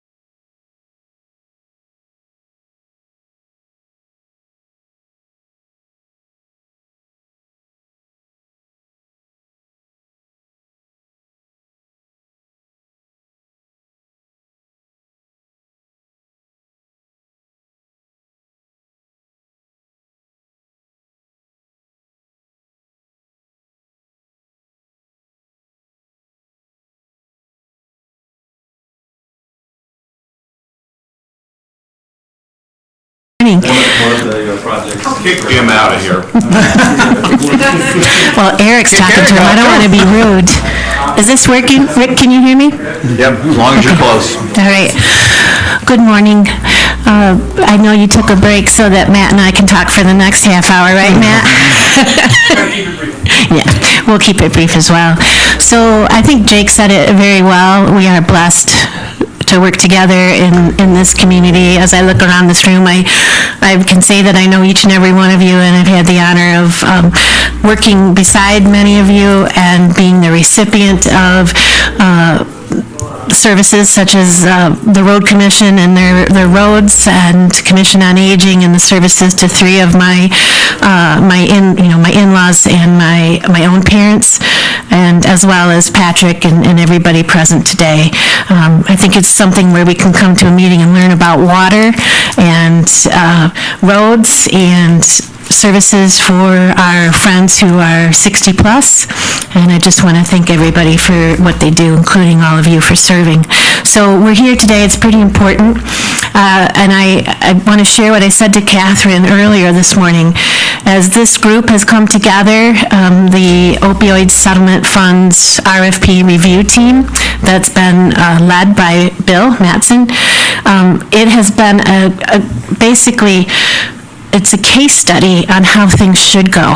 And I'm just so proud to have been able to put this group of 9 individuals together who really were not voluntold, although Bill will say he was. And that really have come together in the spirit of good stewardship and working together for what's best for Berry County and the people who have been impacted by the opioid epidemic and issues that we've seen. As you know, we come to you with data and backings and all sorts of things, so we're ready to answer any questions, and I'll turn it over to Bill so that we can present these recommendations to you for the RFPs. Thanks, Liz. Bill Mattson, Executive Director for the Family Support Center and the Chair of the review team. You have the recommendations in your packet. I just wanted to give you an idea of who this diverse group of scorers was on the review team. We had a person with lived experience with the opioid crisis, 2 county commissioners, 2 professionals that are in the child welfare realm. Patrick from Emergency Management was there. We had Rich Franklin, the ISD school superintendent. 2 county commissioners, Commissioner Tunison and Commissioner Bassett were on it also. And we had a representative from the Sheriff's Office, Victim Service Unit, that was a member of it also. We had 5 applicants or respondents to the RFP. They all responded in different realms. One was for transportation, one was for healthcare access, one had to do with childcare and summer camp opportunities. You heard some representatives from the court this morning that also came in looking at skill building and pro-social events, and then of course housing with United Way's proposal. We recommend full funding or extended funding for 3 of those, limited funding for 1, and denial of the request for 1 of them. For a total of $122,800. And what I would recommend is, I guess we would like to assist the county commission in reporting and kind of oversight of these as they're granted out. We want to make sure that the respondents do report back. We've recommended a reporting and oversight plan in each of the recommendations, and the Substance Abuse Task Force would be willing to partner with the county commission to do that. If you have any questions, Liz and I can answer. Questions from commissioners? Well, I got a comment, because had the privilege of sitting there. Of course, you know, unfortunately, fortunately, I've never been touched by this, but I did really realize the impact of how many people have been. Okay, and I really want to recognize Bill and Liz's dedication to people and their struggles. Okay, so there's one thing I really can appreciate is their commitment to really serving this community, and it was a privilege to sit there with them. So I just want to make that statement. So. Okay. Commissioner Bass is not here this morning. Commissioner Getty. I really appreciated the explanation and how and that's what I, before the meeting, I expressed, but want to do it publicly because your willingness to work with the applicants to make sure that the funds are going to be used in the best way possible, while not just denying, the funds. In light of that, can you explain with the Corewell application and what they were asking for? Sure, I'll start and then we'll turn it over to Bill because Bill is quite eloquent. What I want to say first and foremost is that I did not vote. And so I really get to be a spectator in this process and just kind of help coordinate. And, did I do something wrong? Okay, all right. She's been into the candy. Oh, okay. So. It actually was. I apologize for that. I think I lost my train of thought, so let me. Oh, I didn't vote. I was a spectator and a coordinator, and I'm just really thrilled that the process from last time has been so strengthened by having people fill out a simplified, clarified application, having people, we met as a committee to go over those applications and develop questions for interviews. We provided the applicants with the interview questions that specifically spoke to what more information we were looking for, so that's all part of the process. And then we had these interviews that were powerful because you have 9 or 10 people sitting around the table. It can feel, we made them feel welcome and included and basically had a conversation. And after those questions were answered, we basically put everything together and talked about what our recommendations would be. And again, as a spectator and a coordinator, I'm Switzerland. So, although maybe I want to be the Netherlands because they have a lot of awards in the Olympics right now, medals, but that's beside the fact. So I can speak to the fact that we collaborated with Amy Delinky from the Michigan Association of Counties. She is the technical advisor for opioid settlement funds throughout the state of Michigan, and she reviewed all of these applications and our recommendations. We did submit 2 applications to her for initial inquiry as to how could we make these fundable, how can we support, and Amy asked us that question. She said, are you looking to, get these funded? What are you looking for? Or are you concerned about how these funds could be used for this? Are you looking for ways to make sure you can get it funded? Or are you looking for problems that potentially could be caused? And so we said, hey, we want everybody to walk away with funding. And so in terms of Corewell, do you want to speak about it? Or? Keep going. Okay. We knew that their heart and their intent is in the right place. But in order to qualify for opioid settlement funds, our technical advisory from the Michigan Association of Counties was those specific requirements. It needs to be a person operating in the emergency room who does have certifications as a peer recovery specialist or a peer recovery coach. It needs to be somebody who has lived experience and can provide more support through an evidence-based model of doing so in emergency or urgent care facilities. And lastly, it needs to be more strongly tied with data to how they would be assisting people who were impacted by the opioid crisis and the subsequent development of poly substance use disorder. And did I miss anything? Well, just maybe her response of it being a pilot program. Yeah, this is a pilot program, and our understanding is that there is one position funded right now. Our takeaway, I think I can speak for the group, and please correct me, Bob and Bill and Patrick, if I'm wrong. Our takeaway was that we're interested in making sure that people would be helped and assisted and case managed from coming in and being triaged and perhaps not needing to use the emergency department. And they gave some figures about a certain percentage of those that perhaps were using or relying on the emergency department when really they had other life needs.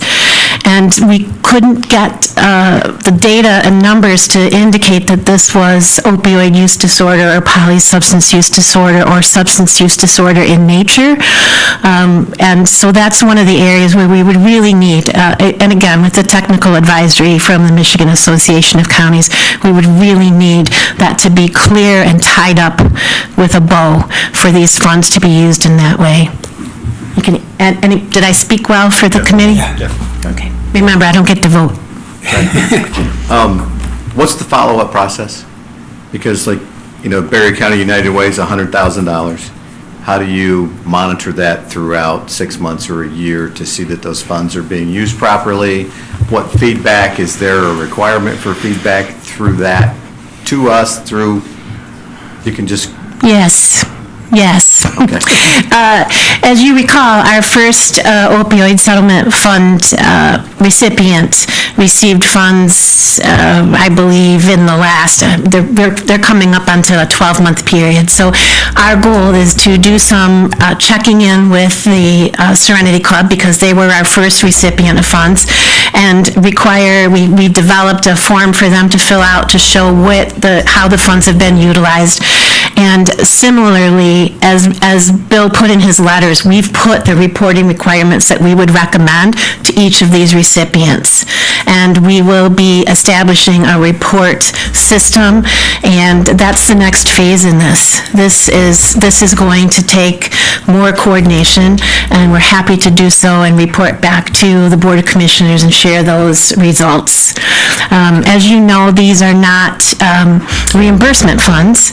These are funds under the way they were established is to be provided, and then we have to monitor and make sure that the recipients are spending them and stewarding those funds in the ways that they were intended to be spent. Okay, good. Mr. Chair, that was one of the big discussions that we talked a lot about, was that making them be accountable and doing what they're basically saying they're going to do. And they'll be reporting to Bill and Liz, and then they'll be coming back to us on a periodic basis to give us an update. Okay. Look forward to hearing the success stories. Me too. Additional questions or comments from commissioners? Okay. Just have a comment. I want to thank Liz and Bill and the rest of the committee, and I really appreciate them putting out the second round of RFPs, because you wasn't 100% satisfied with the I'm still first not. one. So thank you very much. Just letting you know, Eric.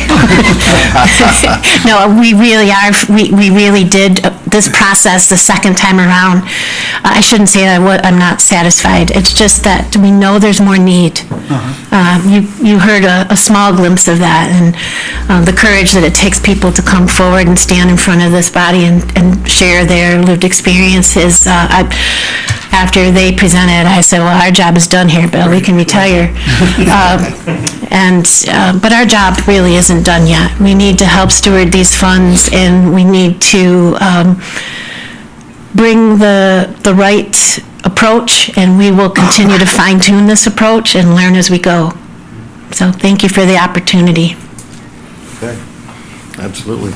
The chair would entertain a motion for approval of the opioid settlement funds RFP applicant recommendations to the Board of Commissioners for approval and funding action. So moved. Support, Campbell. Campbell, Tunison, and Campbell? Okay.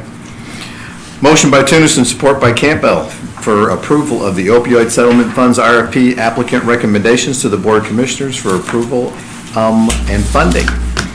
Additional comments or discussion? Madam Clerk, would you call the roll? Smelter. Aye. Tennyson. Aye. Bassett, Simpson. Felton. Aye. Campa. Aye. Getty. Patno. Aye. Aye. The motion is approved. Thank you. Thank you. Good work for yourself, all the committee. We look forward to talking to you guys again soon. Thank you. Matt? Want to make sure there wasn't going to be any break. We're thinking about it, you know.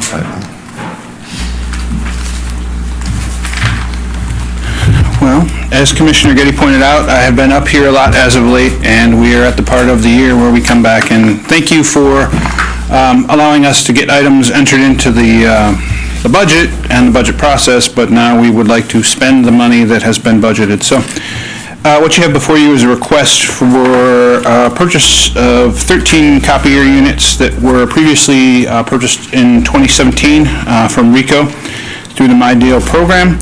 And we're looking to replace those and add in 2 units. The total cost that was budgeted, I believe, in my notes here, I have, originally the request was for just over $90,000. The total cost is scheduled to come in at right around $87,000, so we're about $2,800 under where we thought we would be, which I don't get to say too often, so that's a pleasant surprise. These units have all been around with us for about 9 years, with the exception of a unit that is sitting in juvenile probation that we can't identify exactly when it was purchased, but sometime after 2012, but before 2015. So that one's floating on a pretty high number there. We're getting up near the 15-year mark for copier usage. So the vendors usually estimate between 6 and 8 years on machines for parts availability and just general serviceability. So we're now on almost 9 years on all these machines, and the request is that we would replace the existing 13, add these other 2 units. There is a machine there for the transit, there is a machine there for the Commission on Aging. Those would be purchased by the county and reimbursed by those agencies just to take advantage of the cost savings for being part of the original agreement. We do have machines that some of the other non-general fund agencies have, but they are not due for replacement yet. IT's is not due for replacement yet, so we won't be doing ours. But I think Charlton Park also has a machine out there, and Dan will come to us when he's reached his end of life on that machine, and we will help facilitate that through our account rep if they are so interested in moving forward. And the Commission on Aging also has a newer machine that's not scheduled for replacement at this time. So we do try to ride them out essentially till the end of life, and once it starts to become an issue for parts availability, then we start talking about replacement. And really what that means is if the sheriff's office machine, for example, is one of our older machines, when that machine breaks down, we can get a technician out there usually the same day, but the availability of parts becomes a problem. If you don't have the parts here, we have to send them from another location, and then that office can't continue to use the machine to do the work they need to do until the parts come in and can be installed. So. Okay. Do these copiers come with maintenance agreements? Yes, so the way that the purchase works is the county buys the machines outright, and there is a per-page charge for color and black and white copies. I believe that's included in the packet on what those are. Generally speaking, the full-fledged copy machines have one pricing structure, and there are a few smaller units that are more like desktop printers. It'd be similar to that device back there. That size has a little bit more expensive price, but that covers maintenance, it covers the toner, staples, things like that. We're responsible for paper, but if there's a service call, one of our offices would go ahead and make a ticket with RICO, and they'll send a technician out. If IT will do some initial troubleshooting if we can, things like paper jams and stuff like that, but once it comes to component replacement, they really don't want us poking around in their copier, so they'll send out a trained technician from RICO. Okay. Question from commissioners? So this was approved in the budget last year, so. Commissioner Getty? What happens to all the old copies? So the ones that are RICO units will be picked up and recycled by the RICO company. The ones that are the dinosaur that we mentioned in juvenile probation, it'll be our responsibility to take care of that. We have an individual who collects e-waste, so we will go through that and pull any data out of there. If it's, most of these copiers, people don't think about it, but they have hard drives inside them. It's not physically scanning whatever it's going to copy. If it's going to make 20 copies, it's taking a digital image and then printing 20 copies of that image. So it's important for us to remove those drives and destroy them. RICO will destroy the drives on the machines they take as part of the agreement, but the individual ones, and I believe there's only one that we will not be getting recycled, we'll put that through our e-waste disposal process and destroy the drive. Okay. Further questions? The chair will entertain a motion for approval for the county administrator to review and sign the 2026 order agreement between RICO Inc. and the County of Berry for the replacement and removal of 13 RICO copiers, as well as a purchase of 2 additional RICO copiers totaling $87,301.43. Who would like to make that motion? So moved. Support. Motion by Campbell, support by Hatfield, for approval of the county administrator to review and sign the 2026 order agreement between RICO Inc. and the County of Berry for the replacement and removal of 13 RICO copiers, as well as the purchase of 2 additional RICO copiers totaling $87,301.43. Additional comments? Madam Clerk, would you call the roll? Bassett is absent. Carlton. Aye. Campbell. Aye. Getty. Aye. Smelter. Aye. Tennyson. Aye. Hatfield. Aye. And Jackson. Aye. The motion is approved. Thank you for your time. Okay. Is that your clam playing out in the middle of there? That's mine. Bob's throwing them stuff during the meeting. You gotta watch this guy. Unfinished business, we have none. New business, we have none. County Administrator's Report. Good morning. This is the least I've spoken at a meeting since I started. I kind of liked it. I make no promises that I'll continue. We did get confirmation that we got the extra $100,000 from MISTA and the ability to start spending that immediately. So we have to have it spent by May. Maryland's got 2 units already lined up for that money and a 3rd one she's working on. So great news. Once again, more investment into our community, helping our residents. And once that is spent down, we'll then start on the grant that we received this year from MISTA. So This is the block housing grant for repairing yes, homes. yes, sir. Okay. So it's good news, and like I said, we definitely have an older housing stock in the county. Anything we can do to help improve on some of these things is great. There is a security subcommittee that's been working. Commissioner Smelter represents you on that committee, and we have a lot of issues that we're addressing. I just want to give kudos to the staff for stepping up. It's been a good partnership between courts, IT, Sheriff's Department, Commission. I'm sure I'm missing some people, and I apologize, but there's a lot of moving parts right now. So just to let you know, these people take seriously the security of the staff, the security of our visitors, and we will continue to explore options to do so. Oh, I know the clerk's involved, sorry, Sarah, and Register of Deeds as well. So you'll see a variety, some recommendations you'll see come out, some will just be implemented. So just more to follow.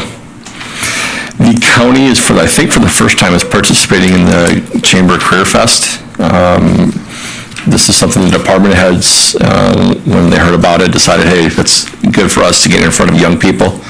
I know 911 and the Sheriff's Department do it every year. I think the Road Commission might even be there, but this is the first year the county as a whole is stepping up, and we have court staff, I know the clerk's office, treasurer's office. We're just filling gaps on the day, so we'll be out there next week. It's the 17th. I think it's at the Fairgrounds Expo Center. So just FYI, and I know that they have an adult portion after the kids are done. So just trying to get out and talk about careers in the county, get people interested in to know what's here, and we can start growing. Our staff is, IT. We always have that. In the courts, we always have just the transitional staffing, and something that if we can get younger people involved, I think it's positive for us. I think good news is, I'm going to take Matt's thunder a little bit, is next meeting, we're hoping to introduce our new security analyst that position that you approved this year that we work in front of the court in IT. So just FYI on that. And new staff, looking at new ideas, new things.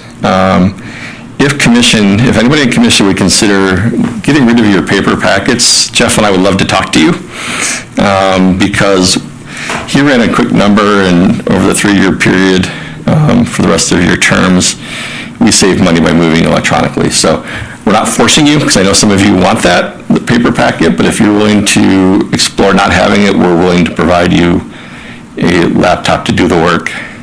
Just get with me and Jeff. But if you want the paper packet, we're not going to force you off it, because I know some of you do like that. And I think that's it I have for you. And as I mentioned at the last meeting, Luella is winding down. She's got a few hours left, but she'll be officially off the books end of the month, and she'll be on a 2-week or 10-day trip.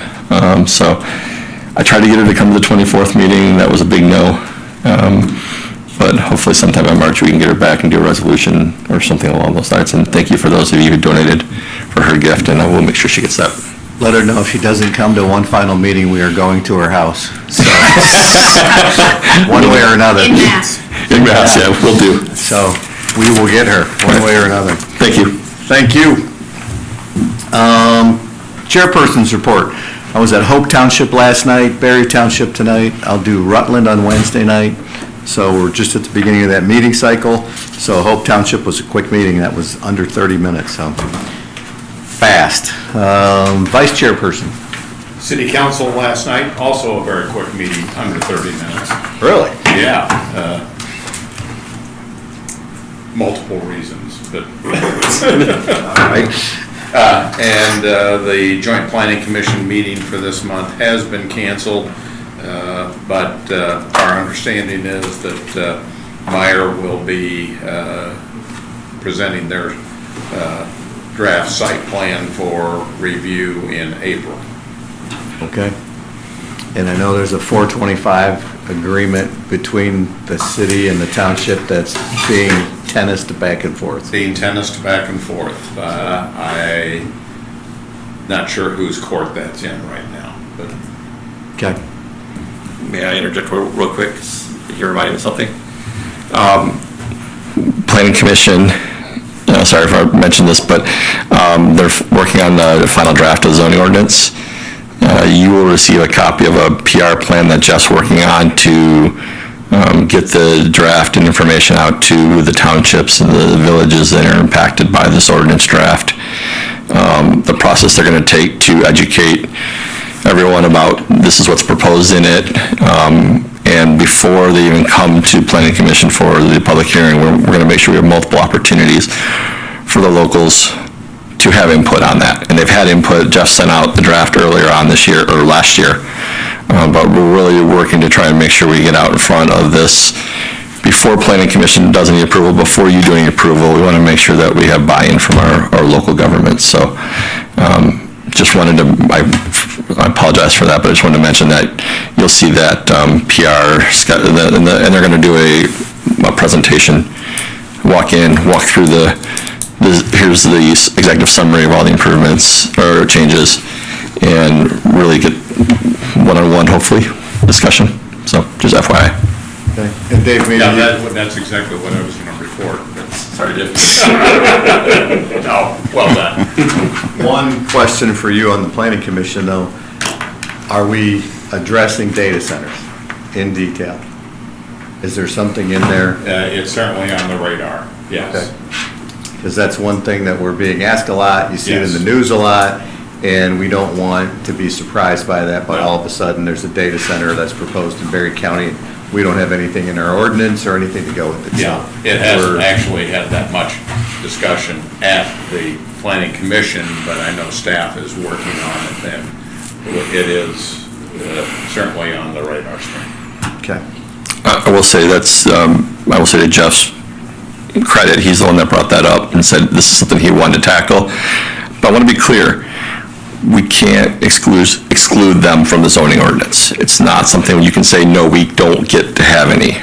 You can put standards in there. You can put those things that they have to meet, but you can't exclude any legal use. It has to be somewhere in the county. You have to provide for the location, so I think that's what Jeff is looking at, in those standards that need to be met. The only thing you can truly exclude is marijuana. Every other legal use you have to allow for. So just remember that, and as you get feedback from the residents, that's law. I mean, there's nothing we can do about that. But we can put strict standards in to make sure that it's meeting the local community's ability to provide services and related items. So we'll, go ahead.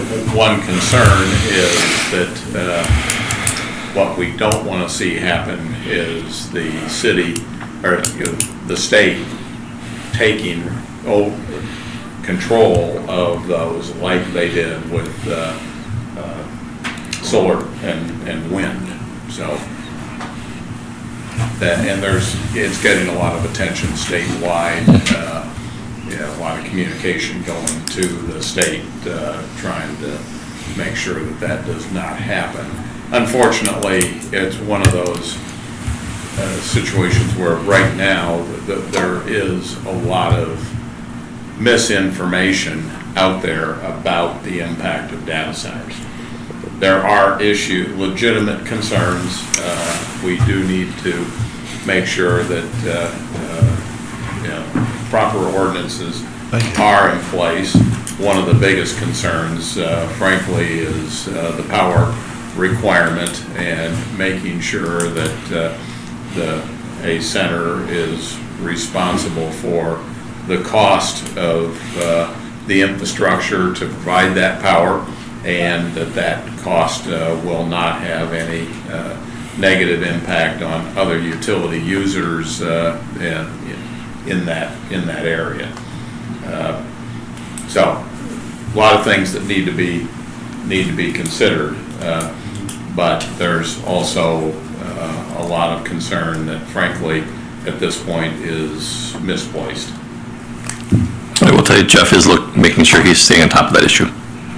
So we'll have data centers as long as they're under 100 square feet. Micro data centers. Okay. Commissioner reports. Commissioner Tunison. Got a Hastings Charter tonight. That's about it. That's all I got. Commissioner Campbell. I was at Syria last night. They have changed their date to go back to the first Monday of the month. They previously did that. Tried the second Monday. Apparently it hasn't worked as well as they thought, so we are back on the first Monday of the month. Also, kudos to Chris from the zoning enforcement. He was there giving his report, and I've noticed him at some of my other meetings, so he's doing a good job keeping up with his reporting. Tonight I'm at Baltimore at 7 o'clock, and then tomorrow night I'll be at Johnstown at 6:30. I had the opportunity to drive through the M37 corridor and look at some of the construction going on down there. It's Johnstown Township. You hearing any feedback, good, negative, positive? I think it's been accepted. It's gonna take place. It's gonna be there. Greg from Consumers comes to every monthly meeting out there and answers questions still. So it's nice that they are staying in touch with the communities and stuff on that. And the board itself, I haven't heard any negative of lately and stuff about it. So I think everybody's cooperating and working together on it, and good. Finishing the project. It seems to be moving along quite quick. Personally, it's a little hard to watch, but it is what it is. So, thank you. Yep, absolutely. Mr. Chair, can I just say one thing about solar? There's a huge project proposed right down in, just off of C Avenue down in Richland. 2,200 acres worth of one they're having a big meeting on the 25th, where all the residents are up in arms. They really didn't know much about it until all of a sudden it came to light. But there's a huge project that's proposed right there, 3.4 miles. There are there's some high tension wires that go right down through that area in there. Yeah, I haven't heard anything about that from Berry Township yet, so is that going to be strictly That would be in Kalamazoo County. Kalamazoo County. okay. Yeah, that's right at Kalamazoo County, because it's just to the south of like Lock Shore Okay. Road. So, but it's gonna impact a lot of farming there between Stafford's and Lock Shore Farm. They obviously have huge dairy operations, and it's gonna affect their capabilities to be able to farm that area. So, Interesting, 2,200. We thought this was big, what is 1,100 in Spring Creek down there? Something like that, so. Commissioner Smoker. Attended Thornapple Township last night. They had a lot of awards for their emergency service personnel. And they passed a contract where they possibly could be running EMS into Caledonia Township. And of course, negotiations are going on. That's all I got. Commissioner Getty. I don't have anything. Commissioner Carlton. In the last week, I was at Maple Grove and Castleton. Had a great pancake breakfast at the Woodland Fire Department on Sunday, and yesterday I was at Carlton Township in the village of Woodland. Regarding the solar farm down in Johnstown Township, did anyone else get this text of an anonymous person that would not identify themselves that said the topsoil was being put on trucks to go to China? Did anyone else get this? I've been down there a lot. I have not seen any topsoil being moved. Yeah, this down person there. would not identify themselves to me. And I was wondering why me? I thought maybe they got a hold of everyone. No, I did not hear anything of that. Yeah. So I don't know if they saw like a big truck that said China on the side and they were loading it up. I heard they could say that. Bank account? They want me, they want me to do something about it, so I just said, consumers said that all soil has been left on site. Yeah, So- that's what I heard as well, so all materials are being left on site, all topsoil, so. It's funny the kind of communications you get. There's a lot of them. I'm not giving a credit card. Department would not recommend that. Okay. Thank you. Limited public comment at this time. Any member of the public wishing to address the board may do so for up to 3 minutes. Is it okay if I come up here? Yes. Hi, I'm Lily from MSU Extension. I just wanted to take a minute to personally invite you, the commissioners, to our office on February 24th for a coffee and chat. You should have received an email invite, but also I have a few flyer copies just in case. We wanted to intentionally take this minute to connect casually with you guys in the community. We have an office staff meeting that Tuesday right before, and we are offering coffee and sweet treats for you guys if you want to stop by and learn about more of what we're doing and just hang out and chat. What time? It should be after the commissioner meeting, so based on this meeting, we did plan it from 11 to 12. Okay. So we will be in office all day, so feel free just to stop by even for a couple of minutes for some coffee and some treats. Awesome. That's all I Thank have. Yeah. I do have some flyer copies if anybody would like. you. Good reminders. Thank you. I make no promises on meeting like that day. I would just like to say, I would encourage you to go over and meet the staff. You've seen some of them here. I had the pleasure of being on the United Way allocations panel that met with, to review the 4-H application. We've got a great staff over there right now. They are really doing some great work and are very, very interested in continuing to increase their impact on Berry County, so. And we all will be in office, so you can get a chance to meet all of us in the office. There you go. Additional public comment?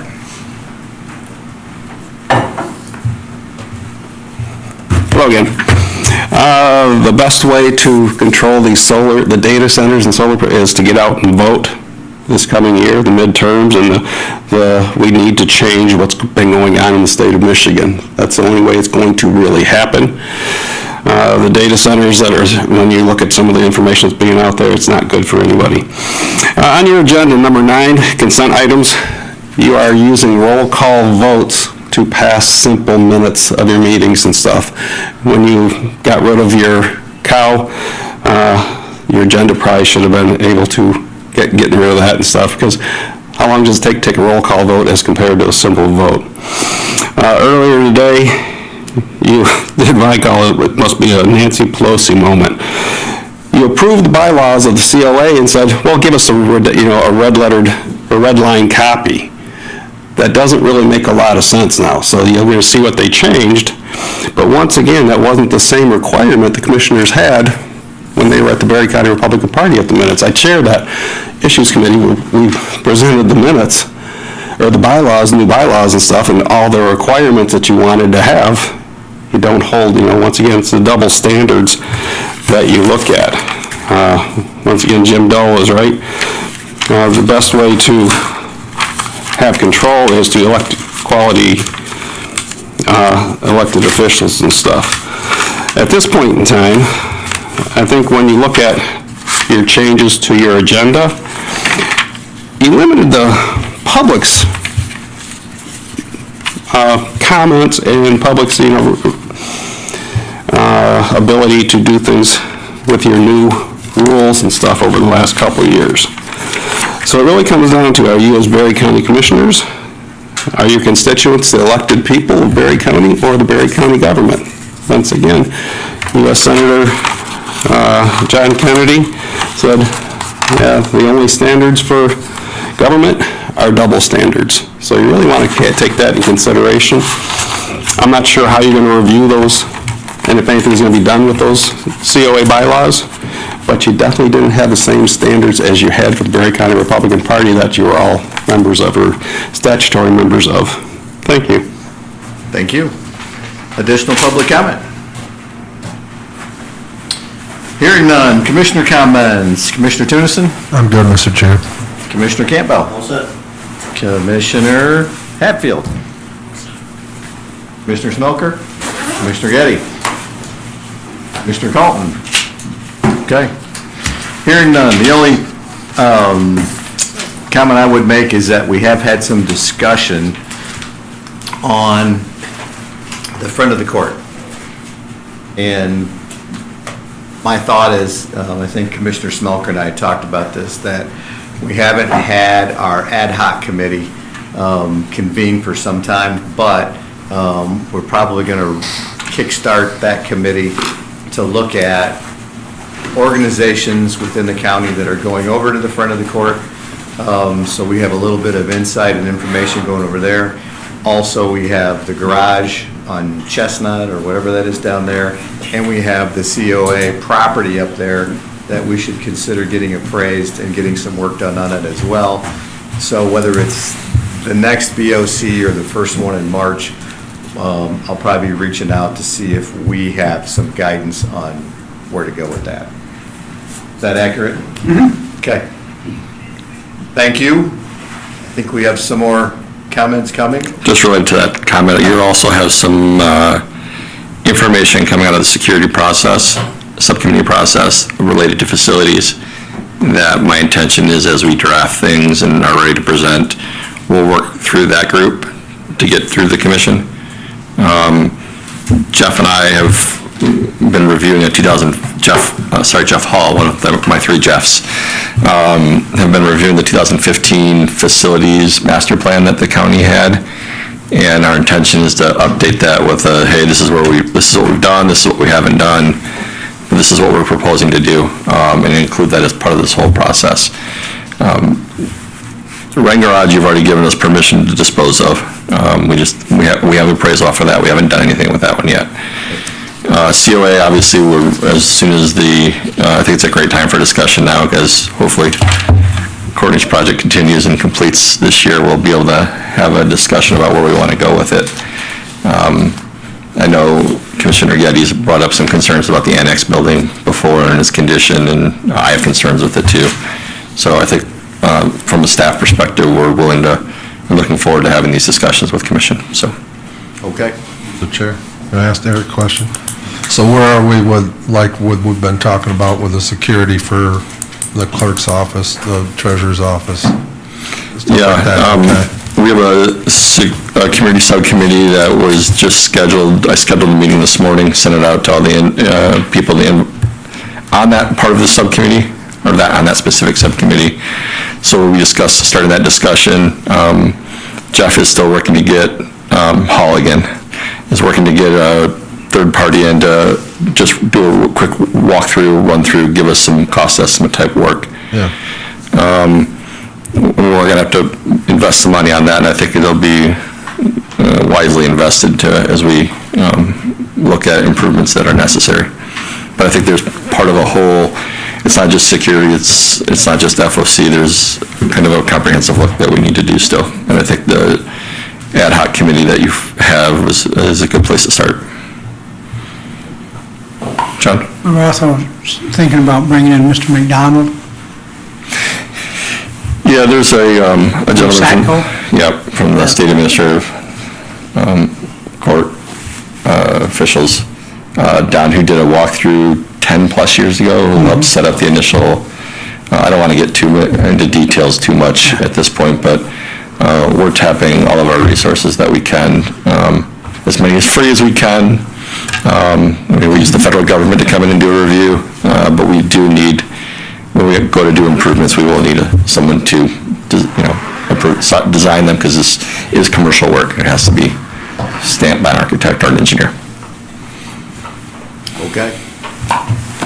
No further questions or comments? We are